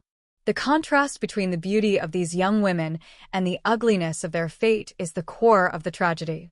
As the rain continues to fall over Gloucester, let us listen for the whispers of the girls who are lost, and let us promise to tell their stories with a depth, sensitivity, and respect they are so richly owed. The victim story is a reminder that in every true crime case, the most important voices are the ones that have been silenced. Our job is to be their echoes. We must describe the color of their eyes, the sound of their voices, and the dreams they held in their hearts. Only then can we truly understand the horror of what Fred and Rose West did. They didn't just kill, they attempted to delete. But through memory and through storytelling, we can ensure that these women are never deleted. They remain a part of our shared history, a testament to the light that persists even in the darkest of houses. As we close this chapter on the lives of the women of Cromwell Street, let's hold a moment of silence for the futures that were stolen and the families that were broken. The journey into the incident will be dark, but we carry the light of these victims' memories with us as a shield. They were the daughters of the 20th century, and their stories are a part of us all. The house is silent now, the garden is empty, but the names of the victims will live on, a permanent reminder of the value of every single human life and the absolute necessity of justice for those who cannot speak for themselves. The transition from the ordinary streets of Gloucester to the suffocating abyss of 25 Cromwell Street was marked by the simple, heavy sound of a front door clicking shut. To the girls who entered that house, it was the sound of a sanctuary, a promise of a bed and a warm meal in a world that had treated them with cold indifference. But in the twisted reality of Fred and Rose West, that click was the firing pin of a trap, the moment where the rules of civilization were suspended and replaced by the dark, erratic whims of a couple who had turned the act of living into a predatory game. The incident was not a single moment of violence. It was a prolonged, ritualistic dismantling of human dignity that took place in the damp shadows of the basement, the cramped corners of the bedrooms, and the silent, concrete-choked spaces of the garden. To understand the horror of what occurred, one must look past the clinical terms of murder and assault and see the mechanical, almost mundane way in which the Wests integrated the unthinkable into the daily rhythm of their lives. The methodology of the incident often began with the car, a battered, unassuming vehicle that Fred drove through the streets like a shark cruising a reef. He looked for the unfortunates, the runaways, the hitchhikers, the girls waiting at bus stops with their lives packed into plastic bags. He would pull over, his face crinkled into that practiced, fatherly squint, and offer a lift. He had a way of speaking that was disarming, a soft, rural burr that made him seem harmless, almost comical. He would talk about his children, his wife, and the good Christian home he kept on Cromwell Street. This was the first stage of the incident, the grooming of trust. He wasn't looking for a quick kill, he was looking for a guest. He would bring them home, and for the first few hours, the facade of normalcy would be maintained. Rose would be there, bustling about the kitchen or tending to the children, providing the essential female approval that allowed the victims to let down their guard. The incident began the moment that trust was complete, often signaled by a change in the atmosphere so subtle that the victim wouldn't realize they were in danger until the basement door was bolted behind them. Inside the basement, the setting for so many of these incidents, the air was a cold, wet pressure that seemed to sap the will to resist. Fred had designed this space with the precision of a man who understood the geometry of terror. There were pipes to which victims could be tied, shadows that the low-wattage bulbs couldn't reach, and the constant, rhythmic sound of the house breathing above them. The incident would often begin with a game, a psychological unraveling where the Wests would use their combined presence to overwhelm the girl. They operated with a terrifying synergy. Fred would provide the physical threat, while Rose would act as the sexual catalyst, her presence turning the assault into something even more depraved and confusing. The psychological weight of a woman participating in such acts was the ultimate weapon, a betrayal of the feminine protector role that left the victims in a state of total, paralyzing shock. The show, don't tell, of these incidents is found in the small, agonizing details of the struggle. It was the way Fred's eyes would go flat and glassy when he was in the throes of his darkness, his movements becoming mechanical and devoid of any human empathy. It was the way Rose would stand in the corner, her thick glasses reflecting the dim light, watching with a clinical, detached interest that was more chilling than any outburst of rage. They didn't just hurt these women, they studied them. They treated the human form as a puzzle to be taken apart, exploring the limits of pain and fear with a curiosity that was truly demonic. The incident was a performance for an audience of two, a secret ritual that bound the Wests together in a blood-soaked pact. The sounds of the city outside, the sirens, the cars, the voices of people walking to the pub, became a cruel mockery of the world they had been snatched from. The escalation from assault to murder was often a cold, calculated decision based on the logistics of the house. When a girl became too much trouble, or when her presence threatened the facade of their domestic life, the incident would reach its final, lethal conclusion.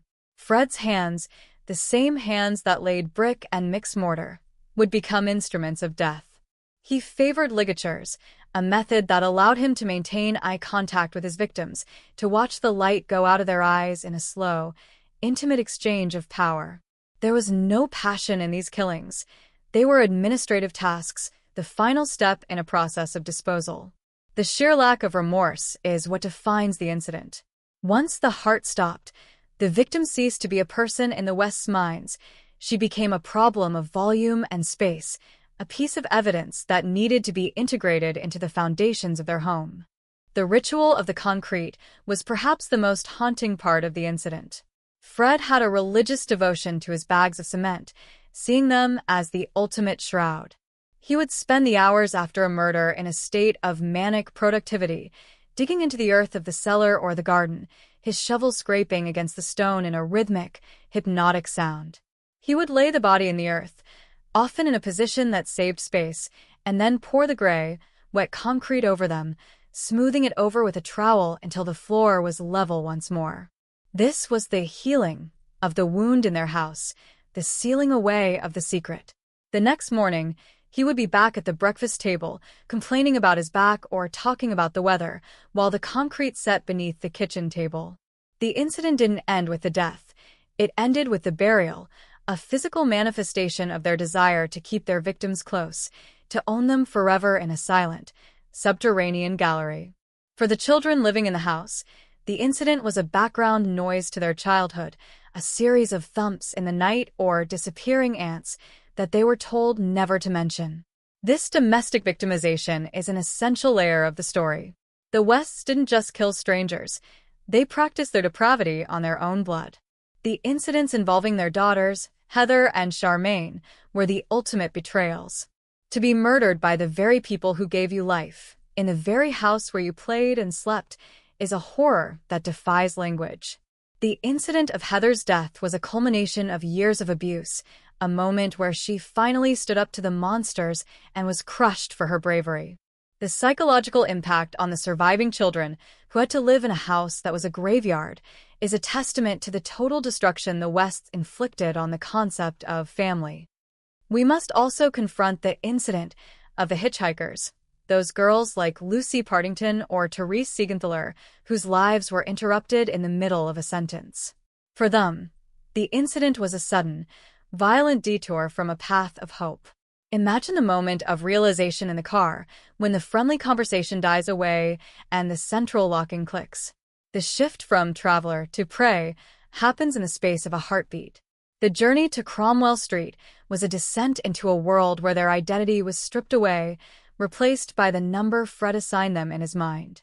The coldness of the basement, the smell of the damp earth, and the sight of the ropes, these were the final sensory experiences of some of the brightest minds of their generation. The incident was a thief, stealing poetry, art, and love, and replacing it with a hole in the ground and a layer of concrete. The psychological dynamic between Fred and Rose during these incidents was one of mutual reinforcement. They were like two chemicals that are stable apart but explosive when mixed. Fred provided the fantasy and the physical force, while Rose provided the validation and the domestic cover. During the sessions in the basement, they would communicate in a private shorthand, a language of gestures and glances that made the victims feel even more isolated. They were a team, a dark reflection of the perfect couple that society expected them to be. The incident was their shared secret, the thing that made them feel special, powerful, and untouchable. This sense of invincibility allowed them to continue for 20 years, their confidence growing with every bag of cement Fred carried into the house. The sheer volume of the incidents, at least 12 confirmed, but likely many more, suggests a level of organization that is often overlooked. They had a system for everything: the luring, the confinement, the assault, the killing, and the burial. They managed their house of horrors with the efficiency of a small business. They kept clothes from the victims, sometimes even giving them to their own children to wear, a perverse form of recycling that added a layer of grotesque intimacy to their crimes.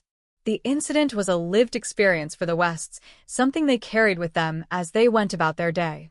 When Fred was at a building site, he was thinking about the next project at Cromwell Street.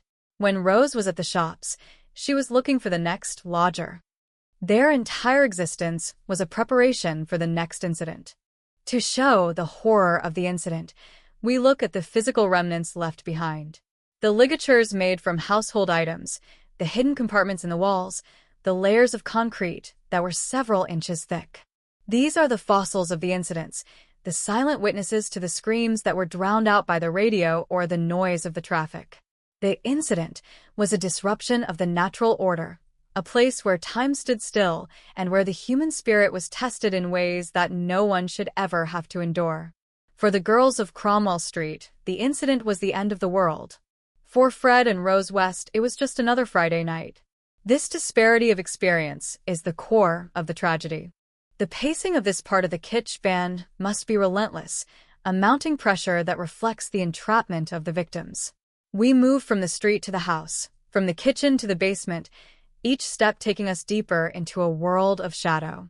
We describe the feeling of the ropes against the skin, the taste of the copper in the mouth from the fear, and the sight of the ceiling joists above, the last thing many of these women ever saw. We focus on the eyes of the predators, the way they looked at their guests, not as people, but as materials to be worked. This objectification is the true engine of the incident. It allowed the Wests to bypass their own humanity and act with a coldness that is almost impossible to comprehend. The aftermath of each incident was a period of frantic activity followed by a terrifying calm. The Wests would clean the house, scrub the floors, and reset the trap. They would go back to their normal lives, perhaps even attending a neighborhood gathering or a school function, carrying the weight of a fresh murder like a hidden prize. This ability to compartmentalize is the ultimate psychological mystery of the case. How could they sleep? How could they eat? The answer is that the incident was their normal.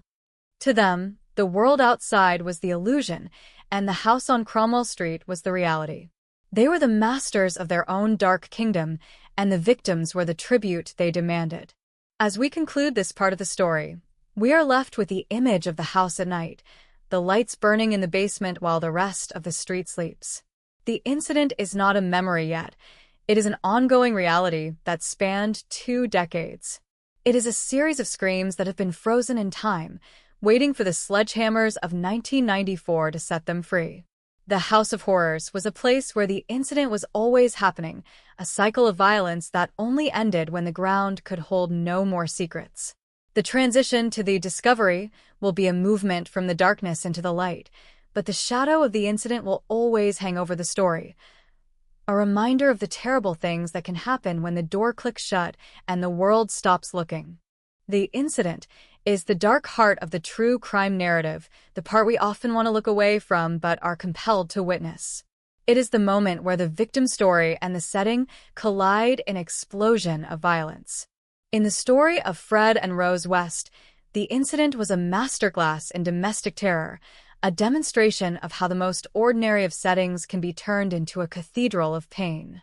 As the concrete dries and the swang moo of Gloucester settles over Cromwell Street, we are left to wonder about the voices we will never hear and the stories that are still buried in the silent earth.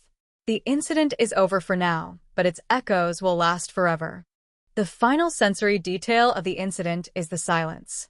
Not a peaceful silence, but a heavy, unnatural one that follows the end of a struggle. It is the silence of a house that is holding its breath, a house that knows it is full of the dead. Fred stands in the basement, wiping the sweat from his brow, his breathing slow and steady. Rose stands at the top of the stairs, her hand on the light switch, ready to return to the world of the living. Behind them, the latest secret is hidden under the gray stone, and for a moment, they are the only 2 people in the universe. This is the incident at 25 Cromwell Street, a shared nightmare, a clinical slaughter, and a final, unyielding concrete seal. The transition from a decades-long silence to a world-shattering revelation began on a biting, gray morning in February 1994, when the heavy hand of the law finally knocked on the door of 25 Cromwell Street with a purpose that could no longer be ignored.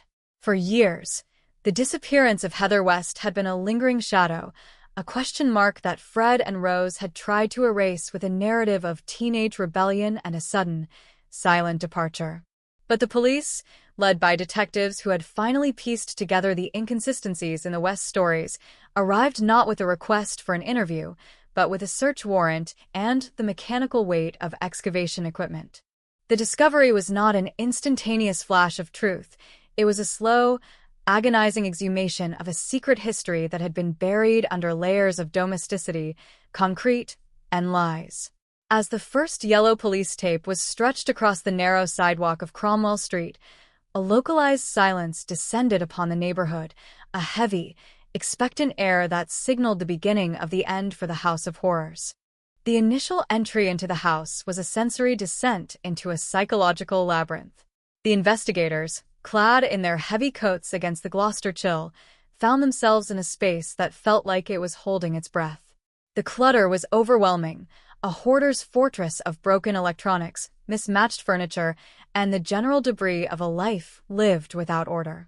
Fred West met them with his usual disarming grin, a mask of helpfulness that felt increasingly thin in the face of the systematic search. He offered them tea, he joked with the constables, and he pointed to the very ground where he had poured his pride and his cement. The discovery began in the backyard, a small, enclosed patch of earth that Fred had transformed into a series of uneven concrete patios and haphazard extensions. The pneumatic drills began their work, a violent, mechanical scream that shattered the quiet of the morning and sent a vibration through the foundations of the entire street. As the gray stone began to crack and splinter, the air turned cold and damp, carrying the scent of disturbed earth and a deep, ancient rot that had been sealed away for 7 years. The first breakthrough came when a shovel struck something that didn't sound like stone or soil. A detective, kneeling in the mud, began to brush away the dirt with a gentle, frantic precision. Under the pale light of a winter sun, a fragment of bone emerged, a femur, small and delicate, its whiteness a stark contrast to the dark, wet earth. The atmosphere at the site changed in a heartbeat. The mundane activity of a search turned into the somber, meticulous ritual of a crime scene. Fred's reaction was a study in predatory adaptability. He didn't collapse or flee, but instead began a tactical retreat into a series of partial truths. He admitted that Heather was there, but he framed it as an accident, a domestic tragedy that had spiraled out of control. But the earth was not finished speaking. As the forensic teams moved deeper into the garden, sifting through every bucket of soil with the care of archaeologists, they found that Heather was not alone. The discovery of a second set of remains, and then a third, turned a domestic murder investigation into a hunt for a serial killer. The scene in the garden was a vision from a nightmare. Beneath the blue forensic tents that had been erected to shield the work from the prying eyes of the media, the ground was giving up its dead. The remains were not buried in coffins or wrapped in shrouds. They were integrated into the very structure of the house. Some were found beneath the kitchen floor, others in the walls of the basement, and still more in the garden where the children had played for years. The discovery of each new victim was a fresh trauma for the investigators, a grim tally that seemed to have no end. The bones were often incomplete, the bodies dismembered with a cold, mechanical efficiency that spoke of a killer who viewed the human form as nothing more than building material. The forensic scientists, in their white suits and masks, moved like ghosts through the dirt, their movements rhythmic and silent as they catalogued the remnants of lives that had been stolen in the dark.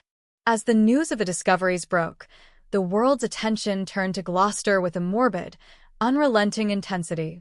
The discovery was no longer a private police matter, it was a global headline. Reporters crowded the street, their cameras and lights turning the site into a grotesque theater. But inside the house, the work was clinical and quiet. The investigators had to dismantle the house brick by brick, floorboard by floorboard. They found hidden voids behind walls where jewelry and scraps of clothing were tucked away like trophies.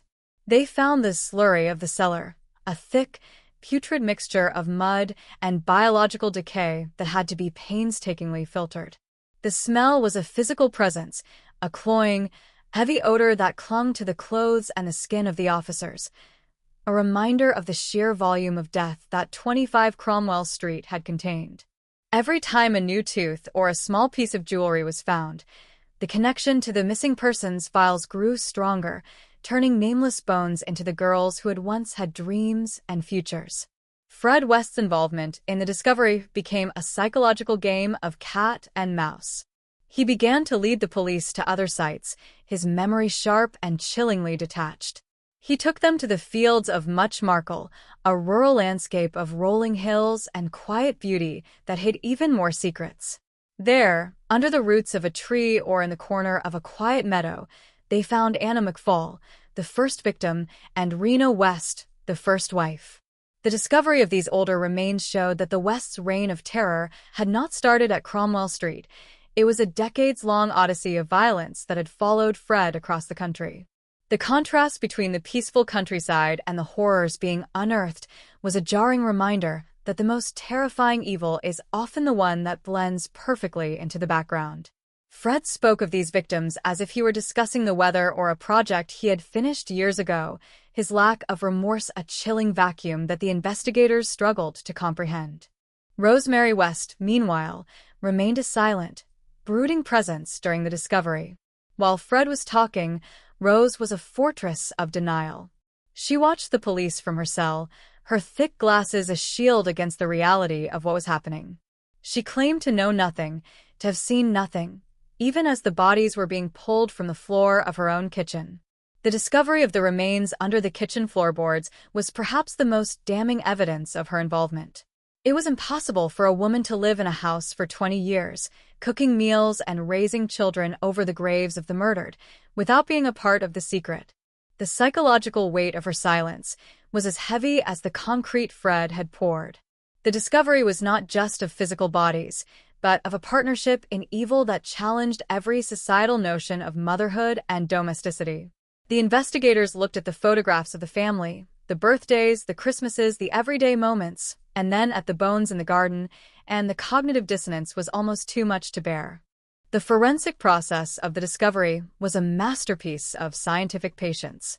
Because the bodies were so badly decomposed and dismembered, the identification process relied on dental records, skeletal reconstruction, and the emerging field of DNA analysis. The human jigsaw was a term that began to circulate among the forensic teams, a grim description of the work of piecing together the victims. They found that many of the victims had been bound or gagged at the time of their death, their final moments frozen in the way their bones were positioned in the earth. The discovery of these details added a layer of visceral horror to the investigation, showing that the deaths were not quick or painless, but were the culmination of prolonged, ritualistic torture. The respect shown by the forensic teams, the way they handled each fragment, the silence they maintained during the removals, was the first step toward reclaiming the dignity of the women who had been treated so despicably by the Wests. As the weeks turned into months, the discovery expanded beyond the physical search. The police began to discover the paper trail of the Wests' lives, the records of social worker visits, the health visitor reports, the school records of the children.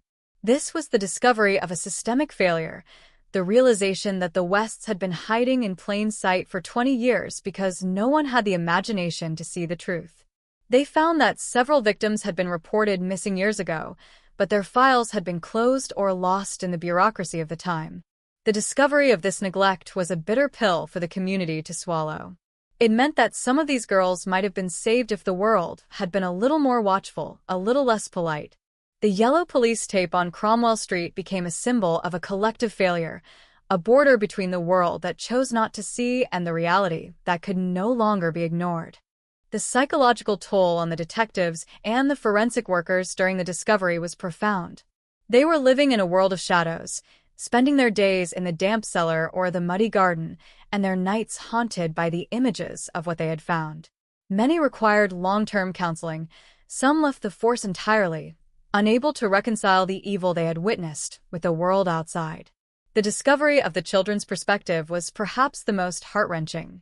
As the surviving West children began to speak, The investigators discovered a childhood of unimaginable terror, where the incident was a daily occurrence and the discovery was something they had lived with every time they walked across the kitchen floor. The children were the ultimate witnesses, their testimony providing the psychological glue that held the physical evidence together. The final phase of the discovery at 25 Cromwell Street involved the total demolition of the house. The authorities realized that the building itself was too stained with blood and trauma to ever be inhabited again. As the cranes moved in and the walls were torn down, the discovery reached its symbolic conclusion. The house was reduced to rubble, and the rubble was taken away to a secret location to be crushed and buried, ensuring that no part of the House of Horrors could ever be kept as a souvenir. The discovery had revealed everything it could, and the land was finally allowed to be empty. But the void left by the house was replaced by the memory of the 12 women whose names were now etched into the public consciousness. The discovery had turned a gray street in Gloucester into a site of national mourning, a place where the light of truth had finally burned away the swangmu of the West's lies. Looking back on the discovery, it is the silence that stands out. The silence of the victims for 20 years, the silence of the neighbors who suspected but didn't speak, and the silence of the police as they uncovered the truth. It was a silence that was finally broken by the sound of the shovel and the drill. The discovery was a reclamation of the truth, a process of bringing the dead back into the light so that they could finally be given a name and a proper burial. It was the moment the Wests lost their power, the moment their private kingdom was invaded and dismantled by the forces of justice. The discovery was the heartbeat of the investigation, a rhythmic, pulsing revelation of the capacity for human cruelty and the enduring strength of those who seek the truth. The show, Don't Tell, of the discovery is found in the grit under the fingernails of the detectives, the tears of the forensic scientists, and the haunted looks of the parents who finally received the news they had dreaded for decades. It is found in the blue tents that stood like beacons of sorrow in the Gloucester rain, and in the white suits that became the uniform of a new kind of war. The discovery was a battle for the memory of the lost, a struggle to ensure that the Wests did not have the final word on the lives they had extinguished. As the last of the remains were removed and the site was cleared, the discovery moved from the physical world into the courtroom, but the impact of those weeks in the mud would stay with the city of Gloucester forever. The pacing of the discovery part of our story is one of relentless, mounting pressure. Every day brought a new body, a new suspect, a new horror. There was no breathing room, no time to process the magnitude of one discovery before the next one was upon them. This intensity reflects the reality of the 1994 investigation, a time when the entire nation was gripped by a sense of disbelief and anger. The discovery was the climax of the mystery, the point where the setting and the victim's story were finally reconciled with the incident. It was the bridge between the decades of darkness and the light of the trial that was to follow. As we move toward the investigation and the breakthrough, we carry with us the weight of the discovery. We remember the first bone in the garden, the missing heart of Mary Jane Kelly, or in this case, the missing futures of the West victims, and the absolute, crushing reality of the House of Horrors. The discovery was the moment the myth of Fred and Rose West was shattered, leaving only the cold, hard bones of the truth. The swangmu of Gloucester had finally been lifted, and what it revealed was a tragedy of such scale and such depravity that it changed the history of British crime forever.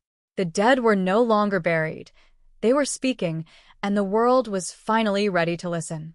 The final sensory detail of the discovery is the sight of the empty lot where 25 Cromwell Street once stood. The ground is level now, the concrete is gone, and the grass is starting to grow. But if you stand there on a cold February morning, you can still feel the vibration of the drills and the heavy, metallic scent of the earth. The discovery is a permanent part of the landscape, a reminder that the truth can be buried, but it can never be destroyed. The victims are finally at rest, their names reclaimed from the silence, and the House of Horrors is nothing more than a memory, a dark, necessary memory that reminds us of the value of every life and the absolute necessity of the light. The investigation into the horrors of 25 Cromwell Street was not a swift, surgical strike of justice, but rather a long, grueling siege against a fortress of lies and a landscape of buried secrets. As the spring of 1994 turned into a somber summer, the Gloucestershire Constabulary Headquarters became the nerve center of an operation so vast and so psychologically taxing that it threatened to break the very men and women tasked with solving it. The investigation was a labyrinthine process of sorting through the fractured memories of a serial killer, the cold silence of his accomplice, and the physical remnants of a dozen lives that had been reduced to fragments in the dirt. To witness this phase of the story is to see the exhaustion etched into the faces of the detectives, to hear the endless whirring of interrogation tapes in windowless rooms, and to feel the crushing weight of the dead ends that Fred West strategically placed in their path. It was a battle of wits played out in the stale air of police stations, where the truth was a commodity that Fred bartered for attention, and where Rose West stood as an immovable object of defiance. The interrogation of Frederick West was a masterclass in predatory manipulation. In the small, claustrophobic interview rooms, Fred sat with a deceptive air of vulnerability, his soft Gloucestershire weaving a narrative that was as captivating as it was deceptive. He didn't shy away from the police. He welcomed them. He treated the detectives like old friends, leaning across the table, his eyes twinkling with a perverse excitement as he began to cooperate. But his cooperation was a weapon. He would provide just enough truth to keep the investigators hooked, leading them to a bone here, a scrap of clothing there, before leading them into a thicket of contradictions. He was a storyteller who delighted in his own infamy, using the investigation as a stage to reclaim the power he felt slipping away. The show, don't tell, of these sessions was in the way Fred would watch the detectives' pens, pausing for dramatic effect, his hands moving in small, restless circles as he described the most horrific acts with the casual tone of a man discussing a weekend DIY project. He was leading a dance, and the police, desperate for the location of the next victim, had no choice but to follow. This path of cooperation led the investigation into its first and most frustrating series of dead ends, the rural search sites. Fred began to confess to murders that took place long before he moved to Cromwell Street, pointing the police toward the fields and hedgerows of Muchmarkel and the surrounding countryside. The scene shifted from the urban decay of Gloucester to the idyllic, rolling hills of the English countryside, but the horror remained the same. Detectives spent weeks in the mud, digging under trees and searching old barns based on Fred's vague, shifting directions. He would describe a certain landmark, a bent branch, a specific stone, a memory of a sunset, only for the police to find nothing but cold earth. These were the psychological dead ends, moments where the investigators realized that Fred was playing with them, enjoying the sight of dozens of officers laboring in the rain on his command. Each empty hole in a field was a victory for Fred, a way to prolong the investigation and keep his wife, Rose, out of the direct line of fire. While Fred was a fountain of unreliable information, Rosemary West was a stone wall of absolute silence. Her interrogations were the polar opposite of her husband's. She sat in the chair, her thick-rimmed glasses shielding her eyes, her mouth set in a grim, unforgiving line that never wavered. Her response to almost every question was a flat, monotone no comment. The detectives tried everything, appealing to her as a mother, showing her the photographs of the victims, laying out the forensic evidence found under her own kitchen floor, but she remained unmoved. The psychological dead end of Rose's silence was perhaps the most difficult hurdle for the prosecution. Without her confession, they had to build a case entirely on circumstantial evidence and the unreliable word of a man who was clearly insane. The contrast between Fred's manic storytelling and Rose's icy withdrawal created a tactical nightmare. The police knew she was the heart of the House of Horrors, but she was a fortress that refused to be breached, a woman who had spent 20 years perfecting the art of the secret. The investigation also had to confront the staggering dead end of systemic failure. As the police dug through the paper trail of the West's lives, they discovered a history of missed opportunities that was as haunting as the bodies in the garden. They found records of social workers who had visited the house and noted the eccentric nature of the family, but failed to see the danger. They found reports of police visits for minor disturbances where Fred's charm had smoothed over the cracks. There were missing persons files for girls like Linda Goff and Lucy Partington that had been left to gather dust for decades, the assumptions of the time, that they were just runaways, acting as a shroud for their murders. The discovery of this collective negligence was a dead end of a different kind. It was the realization that the law had been an accidental accomplice to the Wests for 20 years. Every time a detective found a report that should have triggered an investigation in 1973 or 1982, it was a bitter reminder of the lives that might have been saved if the world had been a little less indifferent. Forensically, the investigation was a journey through a fragmented reality. The remains found at Cromwell Street were so badly decomposed and dismembered that the simple task of identification became a scientific ordeal. The dead end here was the sheer anonymity of some of the fragments. The forensic teams at the Home Office laboratories worked with a painstaking slowness, trying to match teeth to dental records from 20 years ago, or attempting to extract DNA from bones that had been encased in wet concrete for decades. There were moments when the investigation stalled because a certain set of remains couldn't be definitively linked to a name. The human jigsaw wasn't just a metaphor, it was a physical reality that the scientists had to live with every day. They were trying to give the dead their voices back, but the Wests had done their best to ensure those voices were silenced forever. The frustration of holding a piece of a life and not knowing who it belonged to was a constant shadow over the laboratory work. The investigation also struggled with the unknown victims. Fred West, in his moments of manic grandiosity, hinted at a much higher body count, suggesting that there were 30 or more victims scattered across the country. He spoke of Mary and other unnamed girls he had met at truck stops or in the bars of Birmingham and London. This created a sprawling, national dead end. The Gloucestershire police had to coordinate with forces across the UK, checking every unsolved missing persons case against Fred's vague descriptions. They traveled to old work sites where Fred had been a laborer, digging up more patios and searching more basements, often finding nothing but the ghosts of Fred's imagination. The uncertainty was a poison. It meant that even with 12 bodies found, the families of hundreds of other missing girls were left wondering if their daughter was one of the unnamed victims. This lack of finality was the ultimate cruelty of Fred's cooperation.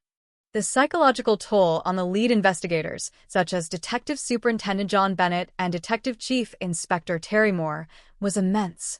They were living in a world of pure depravity, listening to Fred describe the torture of his own children and the casual slaughter of strangers. The dead ends weren't just procedural, they were emotional.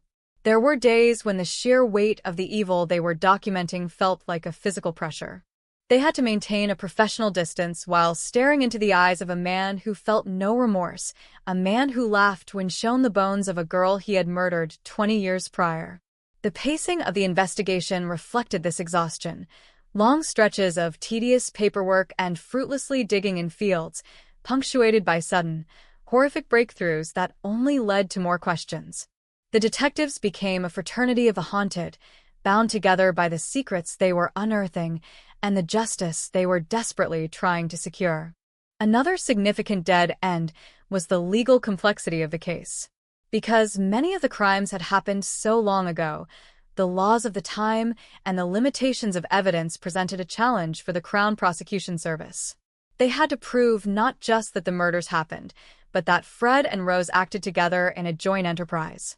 The lack of eyewitnesses and the absence of forensic technology at the time of the actual killings meant that the case relied heavily on the physical evidence found in 1994. The legal team had to navigate the no comment of Rose and the all comment of Fred, trying to find a narrative that would hold up in front of a jury. They faced the very real possibility that Rose might walk free due to a lack of direct evidence linking her to the final acts of killing, even if her involvement in the torture was clear. This legal uncertainty was a source of constant anxiety for the victims' families, who feared that the House of Horrors might only claim one of its masters. The media frenzy also created its own set of dead ends. The intense public interest meant that the police were flooded with thousands of tips from the public, many of them based on psychic visions, urban legends, or the simple desire for attention. Every day, The switchboards were jammed with callers claiming they had seen Fred West in a different city or that they knew the location of another body. Filtering through this noise took up thousands of man-hours that could have been spent on legitimate leads. The investigation became a spectacle, with reporters camped outside the police station and the West's former home, their presence a constant reminder of the stakes. The pressure to produce results led to a frantic pace that sometimes resulted in minor procedural errors, which the defense teams were eager to exploit. The spectacle was a distraction from the somber, quiet work of justice. As the months dragged on, the investigation into the other sites began to wind down. The empty fields of Much Markle were eventually returned to their owners, the police tape removed, and the holes filled in. The realization that Fred might have taken many of his secrets to the grave, or that he was simply lying about the scale of his crimes, was a difficult one to accept. The dead end of the total body count remains one of the most haunting aspects of the case. We will never truly know how many lives were lost to the Wests. The investigation was forced to focus on the canonical 12, the victims for whom they had physical evidence and a clear link to 25 Cromwell Street or the West's previous residences. This narrowing of the scope was a necessary but painful decision, a pragmatic move to ensure that at least some form of justice could be achieved. The role of the surviving West children during this phase was pivotal. Their interviews provided the context that the physical evidence lacked. They were the ones who could describe the atmosphere of the house, the disappearing lodgers, and the rituals of their parents. But their testimony was also a psychological minefield. They were children testifying against their own parents, struggling with a lifetime of grooming and trauma. The police had to handle them with extreme care, their statements providing the breakthroughs that allowed the investigators to push through the dead ends. The children's memories were the bridge between the silent bones in the garden and the living monsters in the interview rooms. Without them, the investigation might have remained stalled in a cycle of no comment and "I'll show you another field." In the end, the investigation was a testament to the power of persistence over the chaos of evil. The detectives didn't find a smoking gun or a neat confession. They built a mountain of evidence, one fragment at a time, until the Wests could no longer hide behind their lace curtains or their soft accents. The dead ends were part of the process, the necessary failures that eventually led to a solid foundation for trial. The investigation proved that even a secret kept for 20 years could be unearthed if the world was finally willing to look. As the files were prepared for the court and the charges were finalized, the Swangmu of Gloucester felt a little less thick, the light of the truth finally beginning to penetrate the dark corners of the West's history. The pacing of this part of the Kitsch Band is a slow, methodical build, reflecting the reality of a long-term police operation. It is a story of folders, tapes, mud, and silence. We focus on the small, human moments, a detective staring at a photograph of a missing girl, the sound of a rain-slicked shovel hitting a stone in a lonely field, the sight of Rose West's impassive face through a glass partition. These are the details that show the weight of the search. The investigation was the bridge between the horror of the discovery and the reckoning of the trial. It was the time when the victims were no longer just bones, but were the central figures in a battle for the soul of a city. As we conclude this part, the investigators are preparing for the ultimate confrontation in the courtroom. The dead ends have been mapped, the lies have been cataloged, and the truth, as much of it as can be found, is ready to be presented. The House of Horrors is no longer a secret. It is a legal case, a meticulously documented record of a 2-decade-long assault on humanity. The Swangmu is lifting, and the ghosts of Cromwell Street are finally being given their day in court.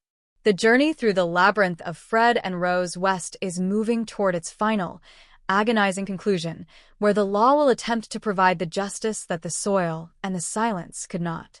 The final image of the investigation is that of the mountain of evidence boxes being wheeled into the courthouse, a physical representation of the thousands of hours of labor, the hundreds of miles traveled, and the 12 lives that are finally being accounted for. Behind the boxes are the detectives, their faces older and more tired than when they started, but their eyes fixed on the goal. The dead ends are behind them, and the path to justice, however difficult, is finally clear. The story of Fred and Rose West is about to enter the light of the public record, and the world is finally ready to hear the verdict on the darkness that lived at 25 Cromwell Street. The atmosphere of the investigation during the long, suffocating months of 1994 had reached a point of stagnant tension, a heavy silence that seemed to vibrate within the walls of the Gloucester Police Headquarters. The breakthrough in the case of Fred and Rose West was not a sudden, explosive discovery of a smoking gun, but rather a slow, agonizing crumbling of the psychological fortifications that the couple had built over 20 years. It began with a shift in the wind, a moment when the fear that had kept the truth submerged started to evaporate, replaced by a cold, resolute courage that emerged from the most damaged corners of the West family itself. The decisive turn came not from the detectives' clever questioning or the forensic scientists' microscopes, but from the voices of those who had lived within the belly of the beast and survived to tell the tale. This was the moment the family omerta, the code of silence enforced by years of systematic abuse and grooming, finally shattered under the weight of the mounting evidence and the realization that the monsters were finally behind bars. The first crack in the facade appeared within the mind of Frederick West himself. For months, he had played the role of the cooperative storyteller, the man who knew where the bodies were buried and was willing to lead the police on a grotesque tour of his past. But as the investigation deepened and the true scale of his depravity became public knowledge, the spotlight he had so craved began to burn him. He realized that he was no longer the master of the narrative. He was a specimen under a glass, a man whose every word was being dissected by experts who saw through his fatherly mask. In the isolation of his prison cell at Winston Green, the bravado that had sustained him through decades of murder began to wilt. He was a man who thrived on control, and for the first time in his life, he had none. The psychological breakthrough occurred when Fred realized that the House of Horrors was no longer his fortress, but his tomb. He began to see that his wife, Rose, was distancing herself from him, positioning herself as another of his victims in a desperate bid for survival. This perceived betrayal by his partner in crime was the catalyst for his final, desperate act of control. On New Year's Day, 1995, the ultimate breakthrough came in a form that no one had anticipated: the silence of a dead man.